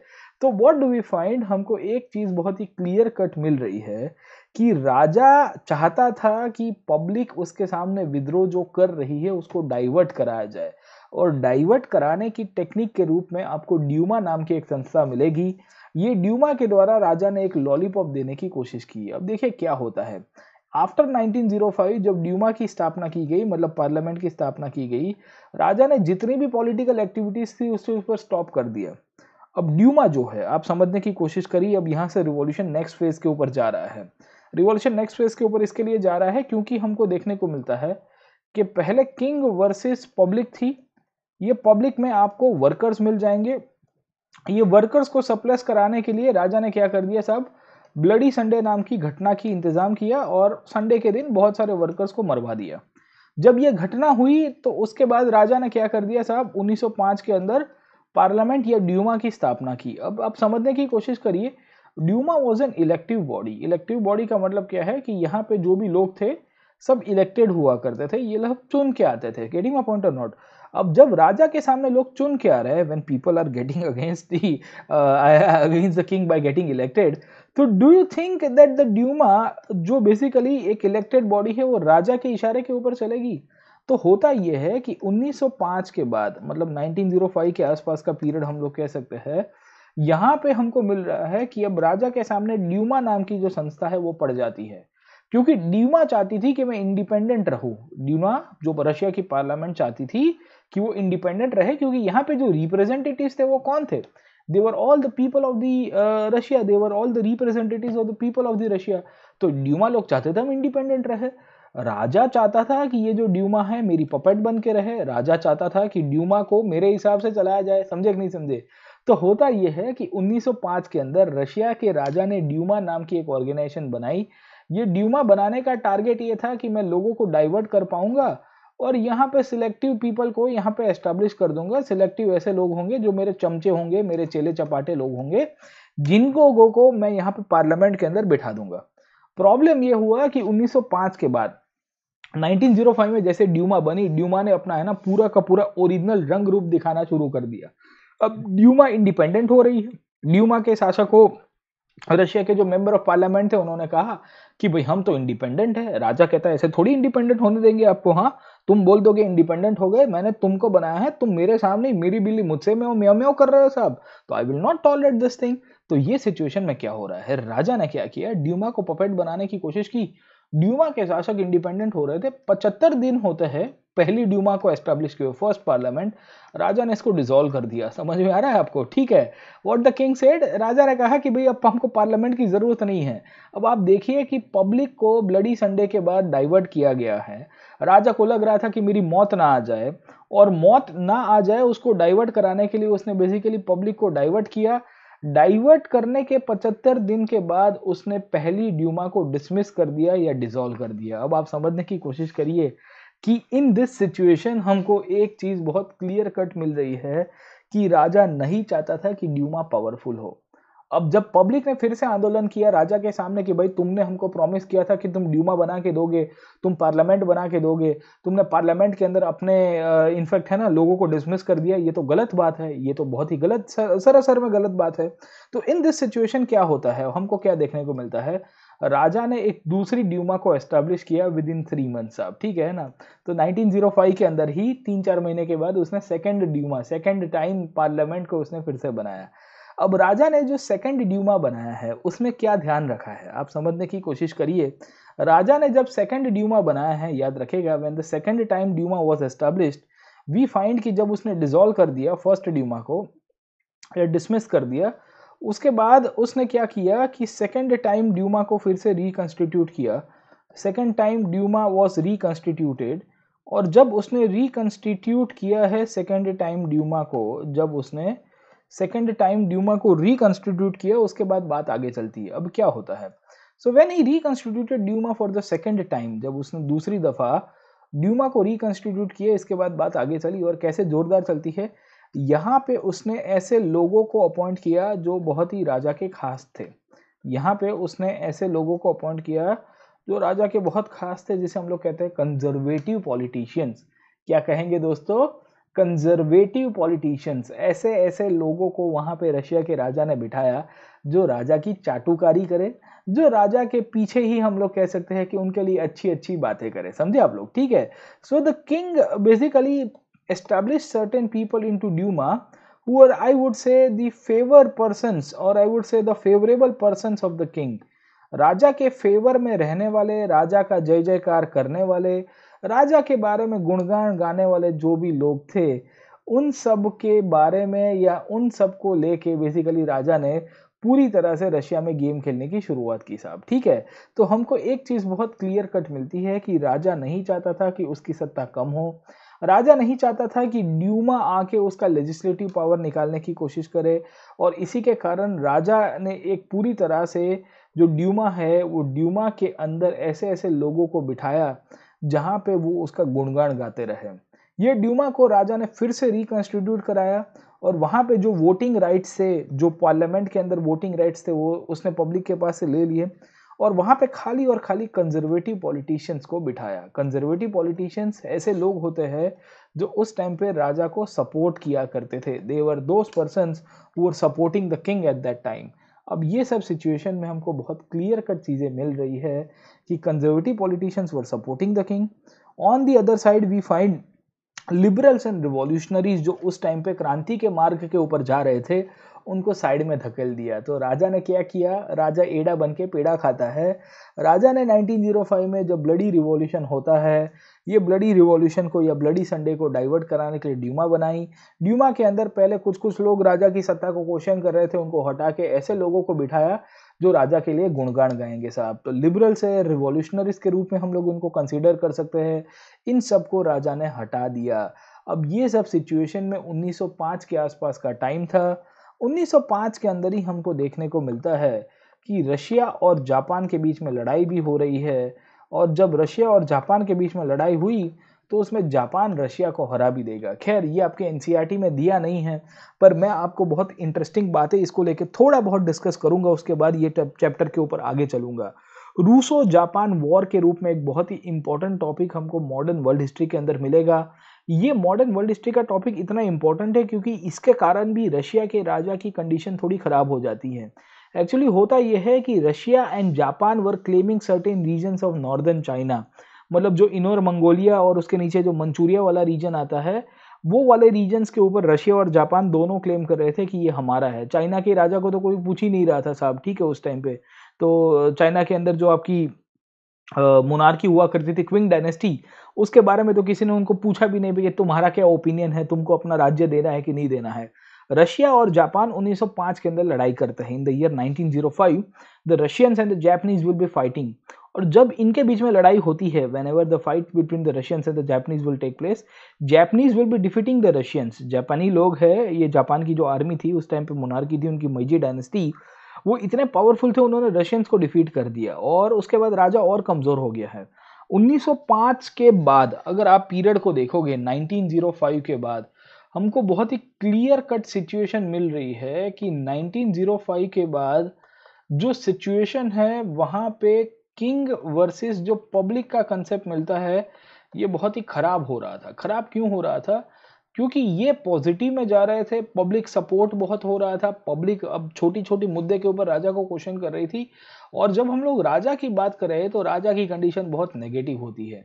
1905 ऑनवर्ड्स में 2 घटनाएँ हुई, एक तो ब्लडी संडे, दूसरा मैंने आपको बताया ड्यूमा का फॉर्मेशन, तीसरा हम लोग इसके अंदर क्या इंक्लूड कर सकते हैं, जापान के साथ वॉर, और जापान के वॉर में इनका डिफीट होना, रशिया गॉट डिफीटेड, है ना। तो ये जो सिचुएशन थी उसके बाद राजा कमजोर हो रहा है, अब पब्लिक पावरफुल हो रही है। राजा कैसे भी करके डिसाइड करता है कि नहीं भाई अपन गद्दी के ऊपर बैठे रहेंगे, जब तक तोड़ेंगे नहीं तब तक छोड़ेंगे नहीं साहब। पब्लिक हमको तोड़ तोड़ के ना बजाए, मतलब मार मार के ना भगाए, तब तक मैं यहाँ से गद्दी के ऊपर नहीं हिटूंगा। तो हो रहा है ये कि रशिया का राजा और पब्लिक के बीच में जो संघर्ष हो रहा है, ये संघर्ष अभी और आगे कंटिन्यू होता है। 1905 के बाद राजा कमजोर हो रहा है, समय चलता गया। 1905 के बाद जैसे जैसे जैसे जैसे जैसे जैसे समय हुआ, तो उसके बाद राजा के सामने क्रांति होती है 1917 में। और 1917 में मार्च महीने के अंदर राजा के सामने बहुत बड़ी क्रांति हो गई। 1917 में जो क्रांति होती है राजा के सामने, वो क्रांति का पहला जो आपको इमीडिएट रीजन मिलेगा वो 1914 के अंदर मिलेगा, जिसे हम लोग कहते हैं वर्ल्ड वॉर वन। अब देखिए क्या होता है, what do we see, how world war one is related to the Russian empire and how the Russian Empire basically is related to the I would say the causes of the World War One, उसके बारे में आपको थोड़ा बहुत समझाता हूँ। अब आप समझने की कोशिश करिए, थोड़ा वर्ल्ड वॉर के ऊपर चला जाता हूँ, क्योंकि वर्ल्ड वॉर वन के साथ रशिया का क्रांति जुड़ा हुआ है। World war one is related to the Russian revolution. ये रशिया की जो क्रांति होती है कब होती है साहब, 1917 में, जब राजा ने फाइनली अपना पावर दे दिया, the king left his power, और बेसिकली उसने सत्ता ट्रांसफर कर दी। वर्ल्ड वॉर वन की शुरुआत होती है 1914 में। अगर आपको जानकारी होगी वर्ल्ड वॉर वन कैसे शुरू हुआ, तो लड़ाई होती है ऑस्ट्रिया वर्सेस सर्बिया के बीच में, एक कन्फ्लिक्ट होता है। और ऑस्ट्रिया वर्सेस सर्बी के बीच में जो कन्फ्लिक्ट हुआ था, ये कन्फ्लिक्ट का मूलभूत कारण अगर आप समझने की कोशिश करोगे, वो था Bosnia and Herzegovina. Bosnia and Herzegovina करके एक कंट्री है यूरोप के अंदर ही, और इसका कैपिटल था साराजीवो। कौन सा कैपिटल था? साराजीवो। तो इसमें कहानी ये है कि ऑस्ट्रिया कहता है कि ये हमारा है, सर्बिया भी कहता है ये हमारा है। एक दिन ऑस्ट्रिया के राजकुंवर यहाँ साराजीवो के अंदर घूम रहे थे, आर्कड्यूक फर्डिनांड, और हमको देखने को मिलता है कि उनको गोली मार दी जाती है। ऑस्ट्रिया के जो प्रिंस थे उनको वहां पे मर्डर कर दिया गया साराजीवो के अंदर। और ऑस्ट्रिया ने सर्बिया को धमकी दी कि 1 महीने का टाइम देता हो, क्योंकि ये जो गोली मारने वाला बंदा था वो सर्बिया का नागरिक था। 1 महीने का टाइम देता हूँ, 1 महीने के अंदर जो बंदे ने गोली मारी है हमारे राजा को, उसको पकड़ के आप हमारे हवाले कर दो। अगर आपने उसको पकड़ के हमारे हवाले नहीं किया तो ऑस्ट्रिया सर्बिया के ऊपर अटैक कर देगा। 1 महीने का टाइम चला जाता है, 28 जून से 28 जुलाई का टाइम आता है। 28 जून को ये घटना हुई थी, और 28 जुलाई 1914 तक आते आते हमको देखने को मिला कि ऑस्ट्रिया ने सर्बिया के ऊपर अटैक कर दिया और कहा कि भाई देखिए, तुमने हमारी 1 महीने की डेडलाइन को फॉलो नहीं किया है, तुमने हमारे युवराज का जिसने खून किया था उसको तुमने पकड़वाया नहीं है, और तुमको इसकी सजा मिलेगी। अब जब सजा मिली है तो सर्बिया ने बूमाबूम मचा दी कि बचाओ बचाओ बचाओ। अब सर्बिया बूमाबूम मचा रहा है। सर्बिया ने कहा कि भाई ऑस्ट्रिया मुझे खा जाएगा, क्योंकि Austria eight that time was one of the most powerful I would से डायनेस्टीज इन यूरोप। इसका बहुत बड़ा एम्पायर हुआ करता था जिसे हम लोग कहते हैं हैब्सबर्ग एम्पायर। सर्बिया ने बूमाबूम कर दी कि please help me, please help me, please help me, बचाओ बचाओ बचाओ। सर्बिया कहता है बचाओ बचाओ बचाओ। अब सर्बिया को उस टाइम पे बचाने के लिए आता है रशिया। अब क्यों आता है रशिया? क्योंकि रशिया के अंदर जो राजा था जिसका नाम था जार, वो राजा को लग रहा था कि सर्बिया हमारा छोटा भाई है। क्यों छोटा भाई है? क्योंकि रशिया और सर्बिया के अंदर जो कम्युनिटी रहती है उसे हम लोग कहते हैं स्लाविक कम्युनिटी। क्या कहते हैं? स्लाविक कम्युनिटी, इसको स्लाविक पीपल के रूप में कहते हैं। और ये जो स्लाविक कम्युनिटी है उनको एक यूनिफाई करने के लिए, उनको इकट्ठा करने के लिए रशिया के अंदर का जो राजा था एक मूवमेंट चलाता था जिसे हम लोग कहते हैं पान स्लाविज्म। क्या कहते हैं? पान स्लाविज्म। जितने भी स्लाव कम्युनिटी के लोग हैं, जितने भी स्लाव जाति के लोग हैं, वो सब के सब इकट्ठे हो जाने चाहिए। They should all be united and all the Slavic people should be united and they should start a revolt against I would say the own kingdoms जो आजू बाजू में है, और उन सबको रशिया के अंदर इकट्ठा होना चाहिए। सर्बिया को मदद करने के लिए रशिया के राजा ने अपनी सेना भेज दी। राजा की स्टोरी दो थी। पहली स्टोरी ये थी कि राजा चाहता था कि मैं सर्बिया को मदद करूंगा तो मेरे यहाँ पे नेशनलिज्म का बढ़ावा होगा। और आपको पता ही है कि राष्ट्रवाद एक ऐसी चिड़िया का नाम है जो अच्छे अच्छे मुद्दों से लोगों को भटका देता है। राजा ने डिसाइड किया कि I will be helping Serbia, और सर्बिया को मदद करने के लिए मैं अपनी आर्मी भेजूंगा। सर्बिया हमारा छोटा भाई है, हमारी ही समाज से बिलोंग करता है, हम सब लोग स्लाव जाति के लोग हैं। We are all the Slav community people, and because we are all the Slav community people it is our duty to help the other Slavs. जो दूसरे स्लाव कम्युनिटी के लोग हैं उनकी मदद करना हमारा फर्ज बनता है। अब राजा ने डिसाइड कर दिया कि भाई मैं अपनी सेना भेजूंगा। जैसे ही रशिया की आर्मी वर्ल्ड वॉर, अब देखिए वर्ल्ड वॉर की शुरुआत कैसे होती है उसका बैकग्राउंड बता रहा हूँ। रशिया ने बेसिकली सर्बिया को मदद करने के लिए अपनी सेना भेज दी। रशिया ने कहा कि आई एम हेल्पिंग सर्बिया। अब ऑस्ट्रिया घबरा चुका है क्योंकि ऑस्ट्रिया अब अकेला पड़ गया। ऑस्ट्रिया ने कहा कि प्लीज हेल्प, हमारी मदद कर दो, कोई हेल्प कर दो, बचाओ बचाओ बचाओ। तो ऑस्ट्रिया का बड़ा भाई उस टाइम पे बैठा था जर्मनी। जर्मनी कहता है कि छोटे तुम चिंता ना कर, मैं तेरी मदद करूंगा। सादी भाषा में आप देखने की कोशिश करिए कि रशिया ने सर्बिया की मदद की, ऑस्ट्रिया ने जर्मनी की मदद की। जर्मनी का ऑलरेडी 36 का आंकड़ा उस टाइम पे फ्रांस के साथ था, तो जर्मनी ने कहा कि लगे हाथ हम लोग फ्रांस को भी पट्टे में ले लेते हैं। अब फ्रांस को पट्टे में लेना था तो वाया बेल्जियम उसको फ्रांस जाना था, और उस टाइम पे बेल्जियम एक न्यूट्रल कंट्री हुआ करता था जिसका प्रोटेक्शन कौन कर रहा था? जिसको प्रोटेक्ट कर रहा था ब्रिटेन। जर्मनी ने जब फ्रांस के ऊपर अटैक किया, जर्मनी ने जब फ्रांस के ऊपर अटैक किया तो वाया बेल्जियम उसने अटैक किया। एक साइड के ऊपर उसने ऑस्ट्रिया की मदद करने की शुरुआत की। बेल्जियम ने चिल्लाया बचाओ बचाओ बचाओ। ब्रिटेन ने कहा कि छोटे तो चिंता ना कर, मैं आ जाता हूं। तो सादी भाषा में इतनी खिचड़ी पक जाती है। ये खिचड़ी के कारण ही क्या होता है दोस्तों? वर्ल्ड वॉर की शुरुआत होती है। गेटिंग माय पॉइंट है ना? तो याद रखेगा कि फर्स्ट वर्ल्ड वॉर एक ऐसी घटना है जिसे हम लोग ट्रेजेडी ऑफ मिसकैलकुलेशंस के रूप में पहचानते हैं। क्या कहते हैं? Tragedy of miscalculations. ये फर्स्ट वर्ल्ड वॉर के ऊपर आपका टॉपिक है। आगे के चैप्टर के अंदर आपको बहुत डिटेल के अंदर बताऊंगा कि ये क्यों होता है। नेक्स्ट चैप्टर आपका फर्स्ट वर्ल्ड वॉर के ऊपर ही है। एनसीईआरटी ने बहुत ही इंटरेस्टिंगली ये टॉपिक को कवर भी किया हुआ है। तो आई विल बी डिस्कसिंग कि भाई ये क्यों हुआ, उसके पीछे की कहानी क्या है, क्या क्या घटनाएं होती है। तो all this things I will be discussing. मैं आपको वो सब पॉइंट्स के ऊपर डिस्कस कराऊंगा।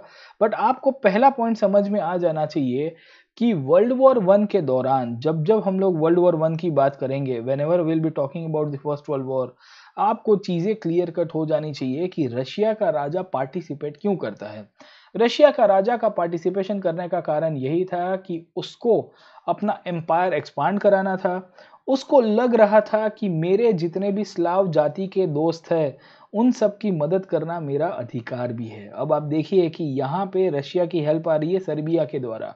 ऑस्ट्रिया और हंगरी जब हम लोग देखने की कोशिश करेंगे, इसको हेल्प कर रहा है जर्मनी। रशिया के राजा ने कहा कि बेटा तू चिंता ना मत कर, मैं तेरी हेल्प कर दूंगा। और मोंटेनिग्रो अगर आप देख रहे हो, बोस्निया एंड हर्जेगोविना, ये जो मोंटेनिग्रो वाला जो रीजन है, यहाँ पे लेके इनकी कन्फ्लिक्ट हो रही है साहब। ठीक है ना? तो बहुत ही कॉम्प्लिकेटेड सिचुएशन है। It was a very complicated situation. But मैं आपको ये मैप के द्वारा वही समझाने की कोशिश कर रहा हूँ कि सिचुएशन में किस तरह से अभी एडवांसमेंट आता है और किस तरह से चीजें आगे चलती है साहब। ठीक है ना? तो वी सी हमको एक बहुत ही क्लियर कट चीजें मिल रही है रशिया के एम्पायर के द्वारा। और रशिया की जब हम लोग पूरी की पूरी स्टोरी देखते हैं तो हमको एक चीज समझ में आती है कि 1905 के बाद राजा कमजोर हुआ। 1905 के बाद राजा कमजोर हुआ। राजा को समझ में आ गया कि अगर हमने राष्ट्रवाद का भूत नहीं चलाया तो हमारी मौत आ जाएगी। और इसी के कारण 1914 में जब फर्स्ट वर्ल्ड वॉर होता है, ये फर्स्ट वर्ल्ड वॉर में रशियन एम्पायर को एक्सपांड कराने के लिए, नेशनलिज्म का भूत चलाने के लिए राजा ने फर्स्ट वर्ल्ड वॉर में पार्टिसिपेट किया साहब। ठीक है ना? तो यहाँ एनसीईआरटी में ये मैप के अंदर या ये फ्लो चार्ट के अंदर 1914 में वर्ल्ड वॉर वन की शुरुआत को याद रखिएगा 1914 के अंदर, और यहाँ से ही रशियन रिवॉल्यूशन की एक नया ही इम्पैक्ट आपको देखने को मिलता रहता है। अब आप देखने की कोशिश करेगा तो क्या होता है, what is happening at that time साहब, ठीक है। 3-4 चीजें होगी रशिया के अंदर जब वर्ल्ड वॉर की शुरुआत होती है। अब देखिए, रशिया के पास, राजा के पास पैसा था नहीं, ठीक है। इकोनॉमिक कंडीशन रशिया की, राजा की अगर आप समझोगे तो डू यू थिंक कि आपको वॉर अफोर्ड हो पाएगी? अब आप देखिए कि राजा एब्सोल्यूट था, और राजा जब एब्सोल्यूट था तो राजा के पास टैक्सेशन को लेके ज्यादा सुधार नहीं हो रहे थे। राजा के पास हम लोग मेनली समझने की कोशिश करेंगे कि बहुत सारे वो है ना, अब चेंजेस होने की शुरुआत होती है। अब व्हाट डू वी फाइंड, हमको एक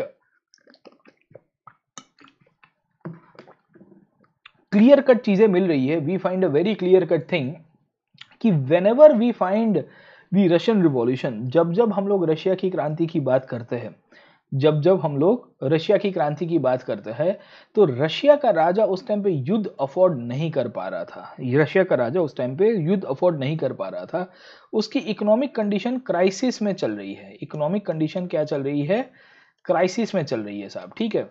बिकॉज रशिया का राजा इकोनॉमिकली कंडीशन के अंदर क्राइसिस में चल रहा है, तो उसको बहुत ही है ना खराब सिचुएशन से वो पास ऑन हो रहा है। He is passing on from a very, I would से, bad situation, very worst situation kind of, ठीक है ना। अब उस दौरान राजा बेसिकली युद्ध के तरफ जा रहा है, समझे आप लोग, ठीक है। तो अब आप समझने की कोशिश करिए कि राजा की कंडीशन खराब है तो भी युद्ध कर रहा है, तो मार तो पड़ेगी ही उसको। तो वर्ल्ड वॉर वन के कारण रशिया की क्रांति का प्रोसेस जो है वो एक्सिलरेट हो गया।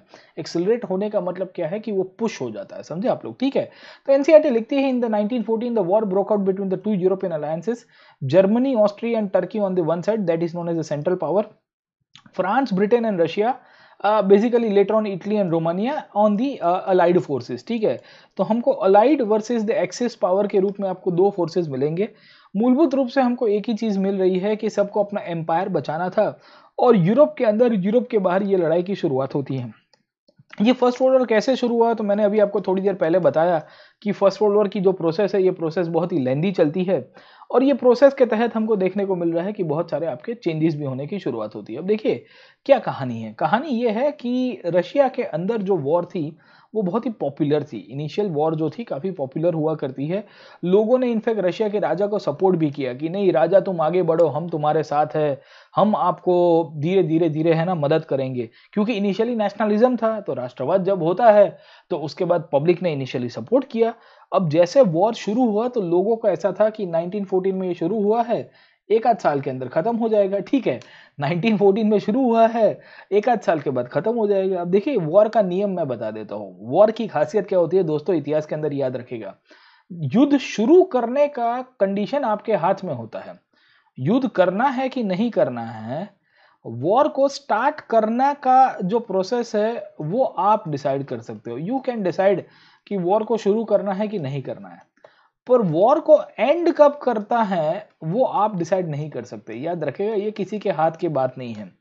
कभी कभी युद्ध 4 साल, 5 साल, 50 साल भी चलता है। जैसे आप नॉर्थ एंड साउथ कोरिया को देखेंगे, उनके बीच में अभी भी ऑफिशियली सीज फायर नहीं हुआ है। मतलब उनके बीच में हम लोग कह सकते हैं कि जो एग्रीमेंट होता है कि भाई हम लोग अब युद्ध नहीं करेंगे या बंदूक रख देंगे, वो अभी तक नहीं हुआ है। आप यू कैन इमेजिन कि सीज फायर ना होने के कारण, because the cease fire was not there, what do we find, हमको क्या चीजें मिल रही है कि रशिया के अंदर जो राजा थे, रशिया के अंदर जो राजा थे उनके ऊपर प्रेशर आ रहा है साहब, ठीक है। क्यों आ रहा है? क्योंकि रशिया के अंदर जो राजा थे, राजा ने शुरू तो कर दी 1914 के अंदर युद्ध करना शुरू कर दिया। रशिया की पब्लिक ने भी सपोर्ट किया कि देखो युद्ध हुआ, युद्ध हुआ, राजा को सपोर्ट करना है।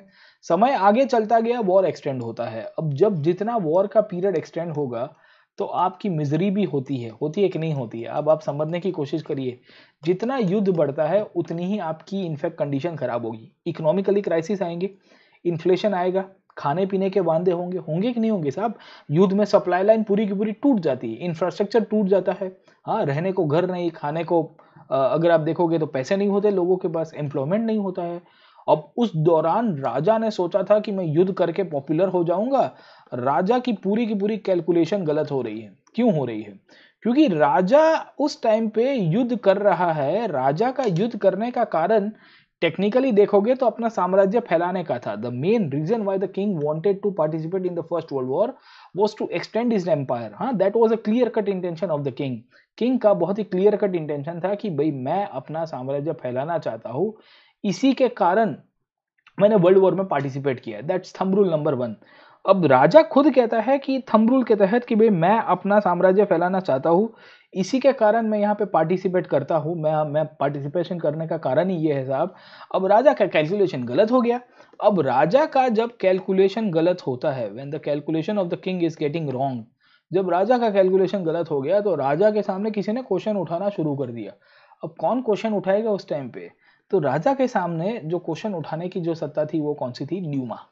वही ड्यूमा जो राजा ने सोचा था कि ये मेरे पट्टे में रहने वाली है, वही ड्यूमा जो राजा को लगता था कि ये तो मेरे लोग हैं, यही ड्यूमा जहां पे राजा ने अपना है ना पूरा का पूरा एक मैं कहूंगा कमांड एंड कंट्रोल सेंटर बना के रखा था, वही ड्यूमा के लोग अब बोल रहे हैं कि now we are questioning the king. मेरा बहुत ही क्लियर कट ऑब्जेक्टिव है कि मैं राजा के सामने हम क्वेश्चन करेंगे। अब राजा जैसे जैसे वॉर का पीरियड एक्सटेंड होगा, राजा की पॉपुलैरिटी अब कम हो रही है। Less popularity of the king, राजा की पॉपुलैरिटी अब कम हो रही है। दूसरा पॉइंट अगर आप समझोगे, when you will see the second point, तो हमको बहुत ही क्लियर कट चीजें यहां से समझ में आ रही है। बहुत ही क्लियर कट चीजें हमको समझ में आ रही है कि पब्लिक जो है, public is asking the question on the authority. Public क्या कर रही है? अथॉरिटी के ऊपर क्वेश्चन कर रही है कि भाई सही क्या है, गलत क्या है, किस तरह से आपको चीजें चलवानी है, ठीक है, उसके ऊपर बात की गई है। तो अब आप समझिए कि इन सब चीजों से हमको बहुत ही क्लियर कट पर्सपेक्टिव मिल रहा है कि राजा ने पब्लिक को क्वेश्चन, जो जो जो अथॉरिटी थी उसको क्वेश्चन करना शुरू कर दिया, और राजा का सपोर्ट सिस्टम अब कमजोर हो रहा है, ठीक है ना। तो याद रखिएगा कि जब वर्ल्ड वॉर 1 की शुरुआत होती है, when the world war 1 started, जब फर्स्ट वर्ल्ड वॉर 1 की शुरुआत होगी, तो पब्लिक ने इनफैक्ट पहले तो राजा को सपोर्ट किया, बट धीरे धीरे धीरे धीरे राजा के सामने क्वेश्चन करने की शुरुआत होती है। क्यों होता है? तो ड्यूमा के अंदर बैठने वाली बहुत सारी राजकीय पार्टीज का मानना था कि राजा हम लोग को पूछ के डिसीजन ले, and this is one of the reasons we find कि राजा का सपोर्ट सिस्टम आपका एक तरह से इनफैक्ट आप देखिएगा तो अब बदलने की शुरुआत होती है। जब वॉर शुरुआत होती है तो पूरी तौर के ऊपर एंटी जर्मन सेंटिमेंट्स बहुत ही हाई थे। मैंने आपको बताया कि लोग बेसिकली बहुत ही पॉपुलर थे, उनको लग रहा था कि नहीं नहीं, जर्मनी का जो पूरा का पूरा नाम है और जर्मनी का कोई भी रशिया के साथ संबंध है वो हटा देना चाहिए। जैसे ये जो सेंट पीटर्सबर्ग करके जो जगह है उसका ओरिजिनल नाम हुआ करता था पेट्रोगार्ड, ये पेट्रोगार्ड नाम बदल के इन्होंने सेंट पीटर्सबर्ग कर दिया कि नहीं नहीं हम तो है ना नाम बदल के चलेंगे। तो इन सब सिचुएशन में हमको मिल रहा है कि पहले तो पब्लिक ने बहुत बड़ी मात्रा में राजा को सपोर्ट किया और राजा की पॉपुलैरिटी भी बढ़ती है। प्रॉब्लम ये होता है कि वॉर एक्सटेंड हुआ। अब जितना आपका वॉर एक्सटेंशन होगा उतना ही हमको देखने को मिलता है कि पब्लिक उनसे नाराज होगी। अब पब्लिक राजा के सामने दुखी क्यों हो रही है, उसके पीछे का एक और कारण हमको मिलता है। वो मिलता है कि राजा की जो वाइफ थी वो जर्मन ओरिजिन की हुआ करती थी। मतलब आप समझने की कोशिश करो, राजा एक साइड के ऊपर फाइट कर रहा है जर्मनी के सामने, क्योंकि रशिया वर्सेस जर्मनी का ईगो बैटल था ये। दूसरी साइड के ऊपर हमको मिल रहा है कि पब्लिक नाराज हो रही है क्योंकि पैसा नहीं है, जॉब नहीं है, एम्प्लॉयमेंट नहीं है। तीसरी साइड के ऊपर हमको मिल रहा है कि राजा की रॉयल फैमिली के अंदर आपको जो उनकी वाइफ है वो जर्मन ओरिजिन की मिल रही है। तो पब्लिक क्या बोलेगी? पब्लिक बोलेगी कि देखो हमारा राजा बिका हुआ है, एक साइड के ऊपर हमारे सोल्जर शहीद हो रहे हैं क्योंकि युद्ध हो रहा है, बहुत बड़ी मात्रा में आपका सोल्जर हो रहा है साहब, ठीक है ना, बहुत सारे बड़ी मात्रा में आपको शहीद हो रहे हैं साहब। दूसरी साइड के ऊपर अगर हम लोग समझेंगे तो वहां पे जर्मनी के ओरिजिन की उनकी वाइफ थी, तो क्वेश्चन मार्क तो आएगा ना साहब। आप समझने की कोशिश करिए कि ये तो क्वेश्चन मार्क होगा, इंडिविजुअल क्वेश्चन मार्क होगा। ऊपर से ये जारीना करके जो लेडी है उसका उस टाइम पे अफेयर चलने की बात हो रही थी रास्पुटिन के साथ। अब Rasputin was a priest eight that time, was a monk साहब, उस टाइम पे ना वो उनका चर्च का कोई लीडर हुआ करता था। तो उस टाइम पे पब्लिक में अफेयर चल गया साहब, रास्पुटिन अफेयर। आप कभी समय मिले तो पढ़िएगा इसको।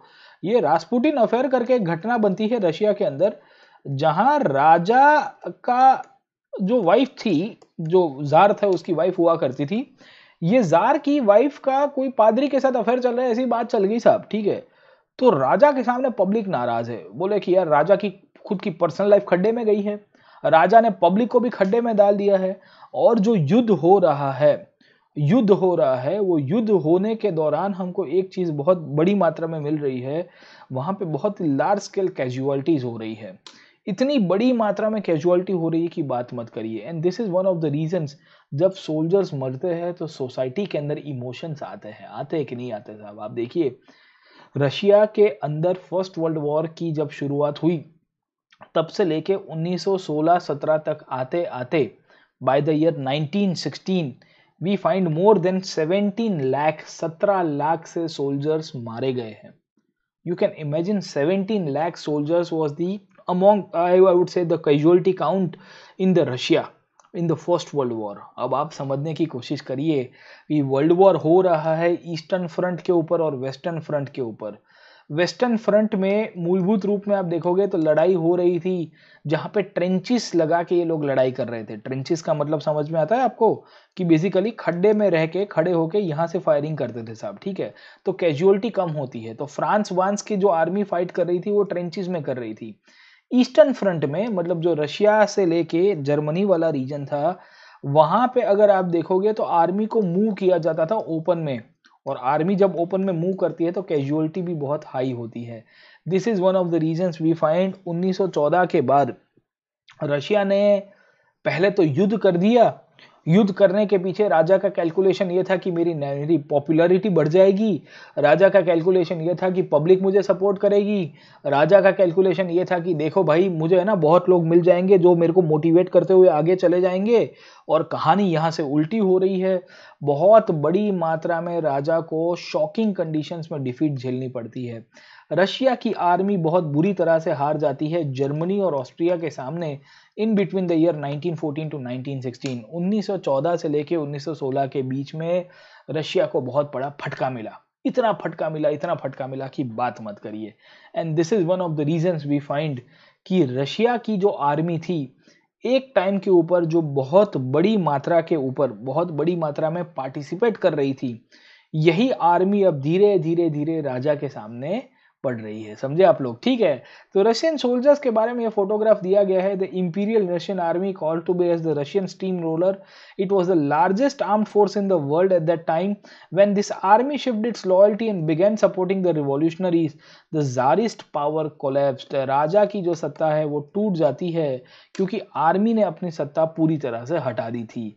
सो this is one of the reasons we find कि रशिया की जो सिचुएशन है बहुत खराब हो रही है।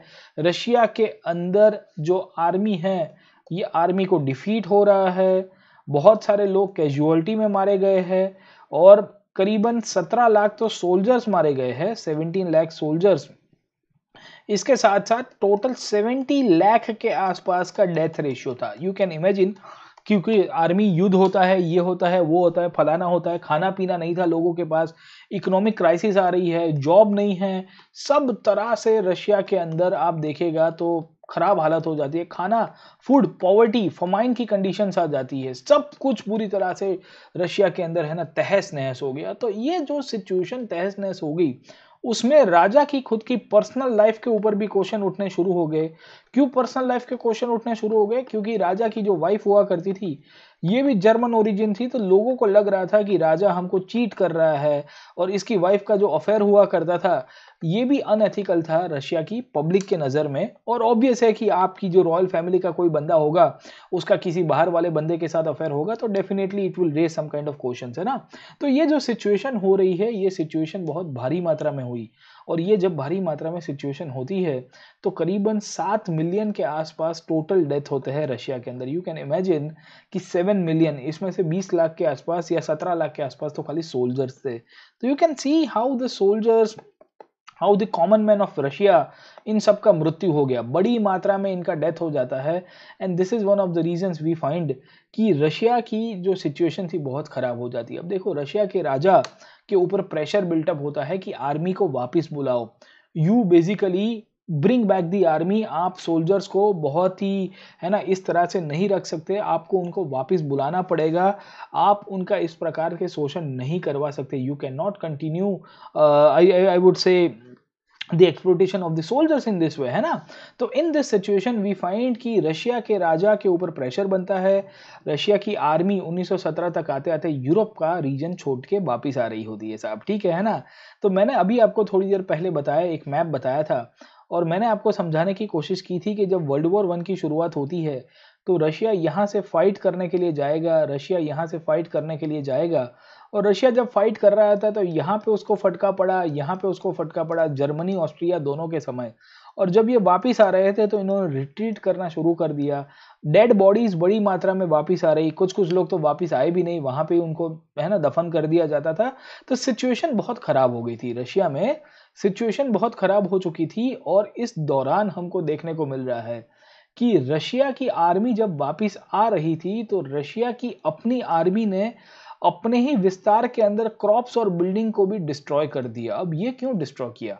Why the Russian army tried to destroy the own lands, and why the Russian army tried to destroy their own, I would say, crops in the region, ठीक है। तो रशिया की आर्मी जब वापिस आ रही थी, when the Russian army was coming back, उसने अपने ही बेसिकली जो क्रॉप्स थे और अपने बिल्डिंग्स को यहाँ पे डिस्ट्रॉय कर दिया। उसके पीछे का कारण क्या था? What was the reason behind that? They destroyed all the crops, they destroyed all the buildings at that time, क्योंकि रशियन आर्मी का मानना था कि अब हम लोग वापस जा रहे हैं, वी आर कमिंग बैक। अब हम लोग वापस जा रहे हैं तो जर्मन सब यहाँ से आएंगे, ऑस्ट्रिया वाले यहाँ से आएंगे।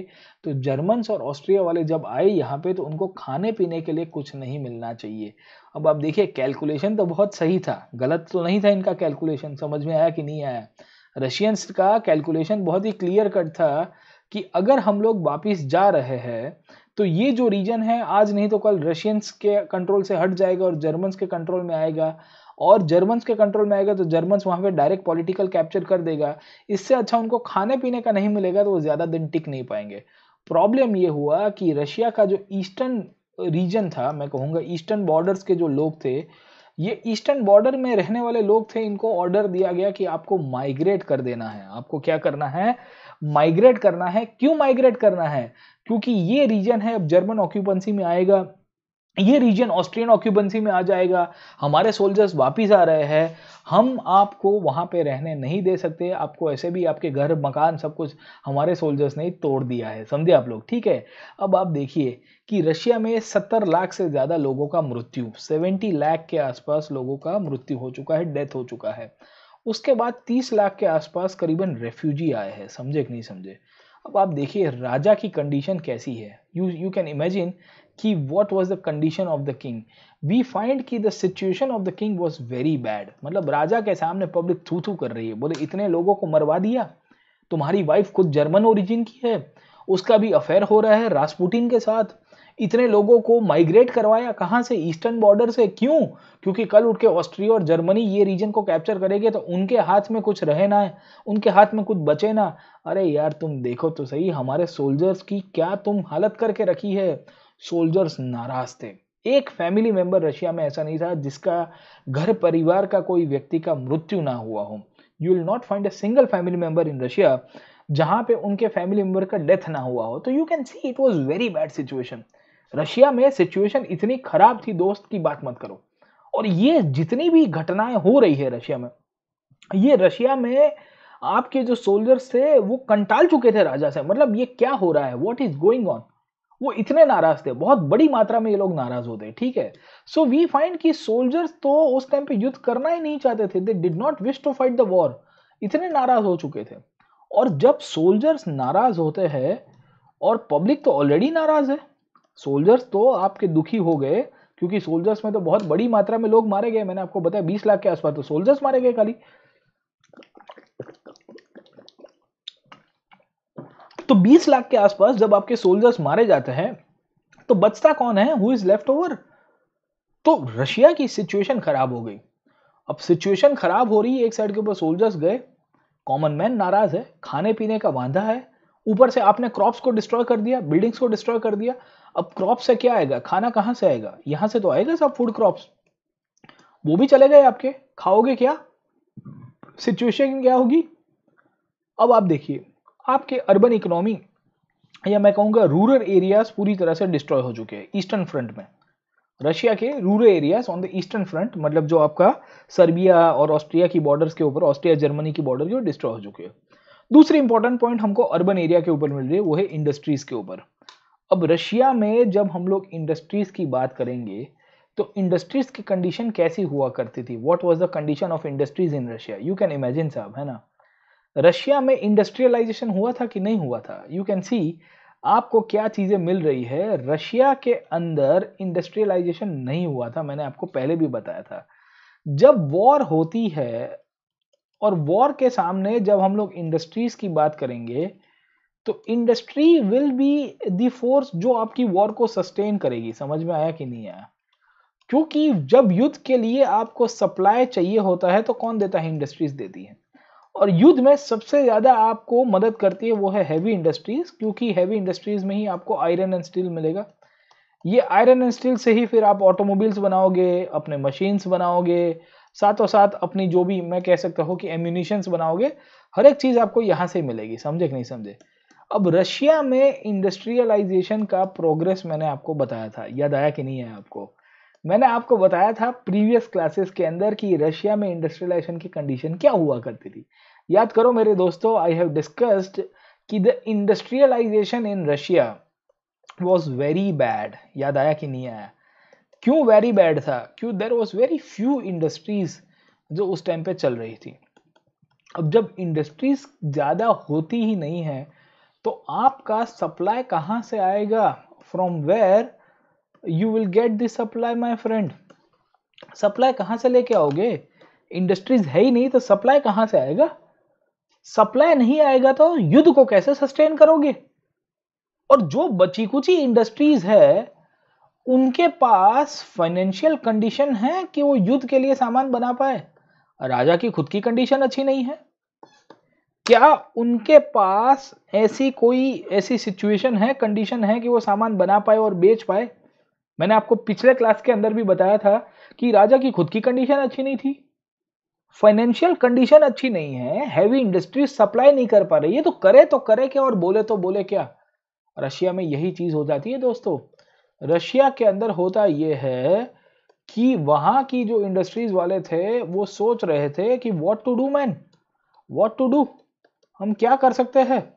हमारी सिचुएशन खराब हो गई है, हमारे पास पैसा ही नहीं है। अब युद्ध कर रहे हो, युद्ध कर रहे हो, सोल्जर्स नाराज है, मजदूर नाराज है, किसान की हालत खराब है, आपने क्रॉप जला दिए, 30 लाख से ज्यादा आपके बेघर हो चुके, रेफ्यूजी बन के वापिस मेन लैंड के ऊपर आ गए, मतलब ईस्टर्न बॉर्डर से आप माइग्रेट होके यहां से आओ, माइग्रेट होके आए, अपने ही लोग थे, उनके घर बार जला दिए आपकी आर्मी ने। क्यों? क्योंकि जर्मन्स ना आ जाए।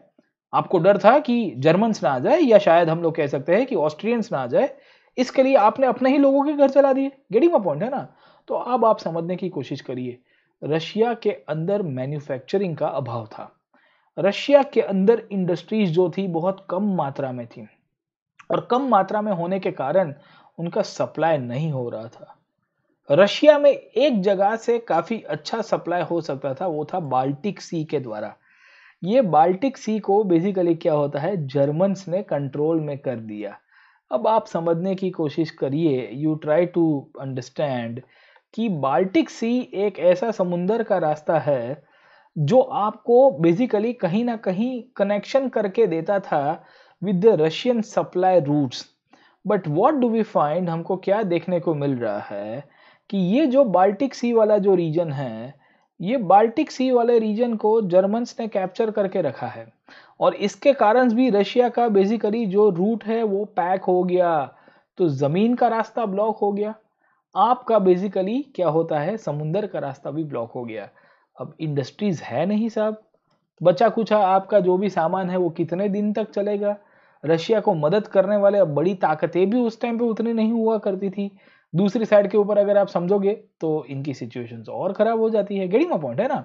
तो क्या हो रहा है, व्हाट डू वी फाइंड कि रशिया की सिचुएशन बहुत खराब हो गई।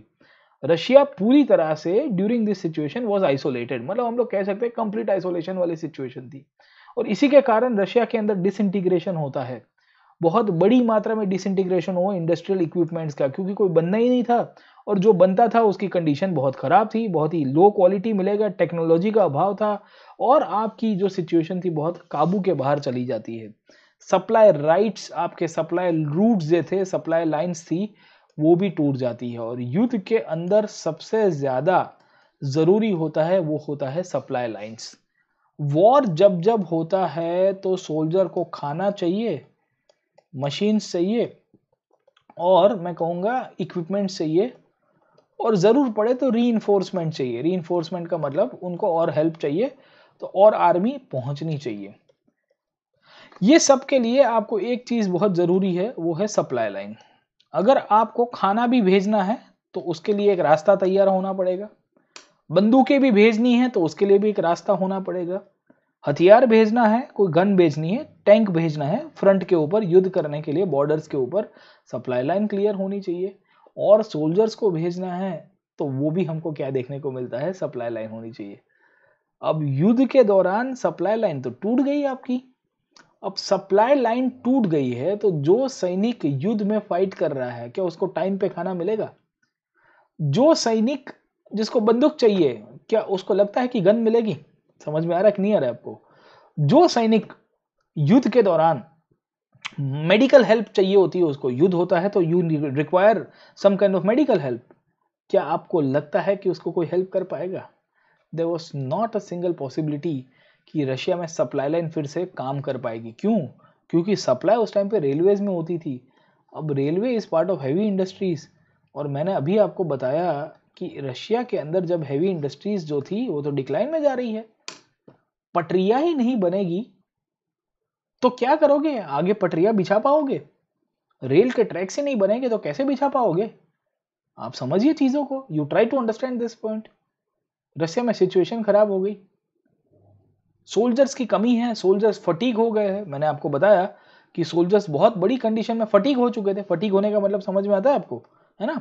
सिचुएशन बहुत खराब थी, सोल्जर्स इतने फटीग थे, थक चुके थे, अपने भाइयों को गवाया, अपने फैमिली मेंबर्स को गवाया, कोई फाइट करने को तैयार नहीं। राजा ने कहा कि ऐसा थोड़ी चलता है, फाइट तो सबको करना पड़ेगा, everyone has to fight, everyone has to like no defend the country. और सच सिचुएशन ऐसे जेन्युइन देखा जाए तो ठीक है। अब राजा क्या करता है? सोल्जर्स थक गए हैं, 4 साल से लड़ाई चल रही है, 3.5 साल ऑलमोस्ट हो चुके हैं। राजा ने ऑर्डर दिया, बहुत इंटरेस्टिंग बात बता रहा हूं। राजा ने ऑर्डर दिया, राजा ने कहा कि जो वर्कर्स इंडस्ट्री में काम कर रहे हैं, जो एबल बॉडीड मैन है, एबल बॉडीड मैन का मतलब क्या होता है साहब? ऐसे लोग जो हट्टे कट्टे हैं, जो भी इंडस्ट्री में है, उनको बोला जाएगा अब युद्ध करने जाओ। अब देखिए, अरे भाई तुम 17 लाख के आसपास सोल्जर्स को गवा चुके हो, you have already lost 17 lakh soldiers, still you are giving orders कि more person should be sent to war. अब पागल हो गए हो क्या? दिमाग के अंदर कुछ है कि नहीं है? समझ में आया कि नहीं आया आपको? राजा कह रहा है कि 17 लाख सोल्जर्स ऑलरेडी मारे गए, तेल लेने गए सब कुछ, इन सबको युद्ध करने के लिए भेजा जाएगा। Able bodied man were called up to war, कहा कि जाओ तुम युद्ध करके आओ साहब। अब जब इंडस्ट्री ऑलरेडी आपकी टूटी हुई है, जो भी बची कुची रिमेनिंग इंडस्ट्री जो थी, ये रिमेनिंग इंडस्ट्री के अंदर जो भी मैन्युफैक्चरिंग हो रहा था, फूड प्रोडक्ट्स हो गई, छोटी मोटी चीजें, एफएमसीजी हो गई, फास्ट मूविंग कंज्यूमर गुड्स हो गया, उसमें लेबर की शॉर्टेज हो गई। समझ में आया कि नहीं आया? लेबर कहां चला गया? युद्ध करने चला गया। जो इंडस्ट्री के अंदर मजदूर था, उन सबको कहा गया कि चलो जाओ भाई युद्ध करने के लिए जाओ। व्हाट इज हैपनिंग साहब?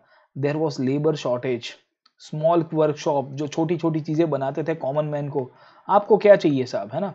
आपको 2-4 दिन तक अगर हो सकता है कि मैं कहूंगा कि कोई बड़ा सामान घर पे ना मिले तो चलेगा साहब, है ना? घर में हम लोग कह सकते हैं कि सोफा ना हो तो चलेगा, चारपाई होगी तो चल जाएगा, अरे गद्दा होगा तो भी चलेगा साहब, नीचे बिछा गया, चटाई होगी तो भी सो जाएंगे, पर चटाई तो मिलनी चाहिए ना। सोफा नहीं होगा तो चल जाएगा। रशिया में कंडीशन ये थी कि ना सोफा था, ना गद्दा था, ना चटाई थी साहब। ये सिचुएशन में आपकी एसेंशियल गुड्स जो होते हैं, उनकी इंडस्ट्रीज भी आपकी क्या हो जाती है साहब, है ना? शट डाउन कर दी जाती है। डिसाइड किया गया है कि सब कुछ अब, है ना, लेबर जो है सब फाइट करने जाएगा। सोल्जर्स थक गए, 3 साल हो गए, सोल्जर्स थक गए हैं, 3 साल हो चुके हैं, आपकी इंडस्ट्रीज बंद हो गई। युद्ध में दूसरी चीज आपको क्या चाहिए? चलो आपने सोल्जर्स को भेज दिया, मजदूरों को ट्रेन करके भेजा कि ये लोग फाइट करेंगे, चलो भेज तो दिया, अब खाने का क्या करोगे? अब रशिया में ईस्टर्न फ्रंट, मैंने अभी आपको मैप बताया था, सर्बिया, ऑस्ट्रिया और जर्मनी के बॉर्डर वाला रीजन। ईस्टर्न फ्रंट एक ऐसा विस्तार है जहां पे हम लोग कह सकते हैं कि इनका एग्रीकल्चर काफ़ी ठीक होता था। एग्रीकल्चर यहाँ पे काफ़ी अच्छा होता था। प्रॉब्लम ये था कि ये ईस्टर्न फ्रंट को तो इनको खाली करना पड़ा। The Russian has to withdraw from the eastern front. और जहाँ से जब इन्होंने विड्रॉ किया तो यहाँ पे जो क्रॉप्स थे वो भी डिस्ट्रॉय कर दिए। They destroyed all the crops in this region. अभी थोड़ी देर पहले पढ़ा है मैंने, आपको याद आया कि नहीं है आपको? अब जब ईस्टर्न फ्रंट से आपने कचरा, ये क्या कहते हैं, अपना खाना पीना सब जला दिया आपने, और यहाँ पे जो सोल्जर फाइट कर रहे, say for example the soldiers are fighting in this region, तो वो सोल्जर्स के लिए खाना तो चाहिए ना आपको। अब ऑलरेडी फूड शॉर्टेज है, ऑलरेडी फूड शॉर्टेज है रशिया के अंदर, खाने की ऑलरेडी किल्लत हो रही है, लोग बुमा बुम मचा के रखे हैं साहब। और फूड शॉर्टेज में आपकी प्रायोरिटी क्या होती है कि आपके पास जो भी बचा कुचा खाना है वो आर्मी के लिए देंगे। आपके पास जो भी बचा कुचा खाना है वो आर्मी के लिए डाइवर्ट कराया जाएगा। सप्लाई लाइंस ऑलरेडी टूटी हुई है, उसके बावजूद भी आपने आर्मी के लिए खाना पीना भेज दिया। शहरों के अंदर ब्रेड से लेके आटा सब कुछ स्कैर्स हो गया था। 1916 तक आते आते रशिया के अंदर ब्रेड की दुकानों के ऊपर हिंसा हो रही थी, ब्रेड रायट्स। वैसी पॉइंट आपको मिलेगी जो फ्रांस के अंदर 1789 में हुई थी। ब्रेड रायट्स तभी भी होते हैं, ब्रेड के टुकड़ों के लिए लोगों ने विद्रोह कर दिया था साहब। रशिया भी यही सिचुएशन से गुजर रहा था। 1917 तक आते आते पब्लिक रशिया की इतनी कमजोर, मतलब वो कहेंगे कि इतनी थक गई थी, राजा को कहा कि राजा एक्टो नॉ चॉल्बे। और 1917 में फरवरी मार्च तक आते आते रशिया के राजा के सामने क्रांति होती है। ये क्रांति के इवेंट्स कैसे होते हैं उसको मैं कल के क्लास के अंदर पढ़ाऊंगा। आज का क्लास यहाँ पे ही स्टॉप करता हूँ।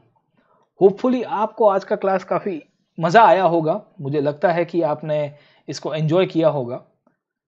ये क्लास को एनालिटिकल पढ़ाने का कारण यही था कि जब जब हम लोग रशियन रिवॉल्यूशन के ऊपर देखेंगे तो रशियन रिवॉल्यूशन हुआ 1917 में, पर अगर आप मुझे उसका इमीडिएट कॉज के बारे में बताओगे तो मैं आपको बताऊंगा कि रशिया के अंदर रशियन रिवॉल्यूशन का इमीडिएट कॉज था, वो था फर्स्ट वर्ल्ड वॉर।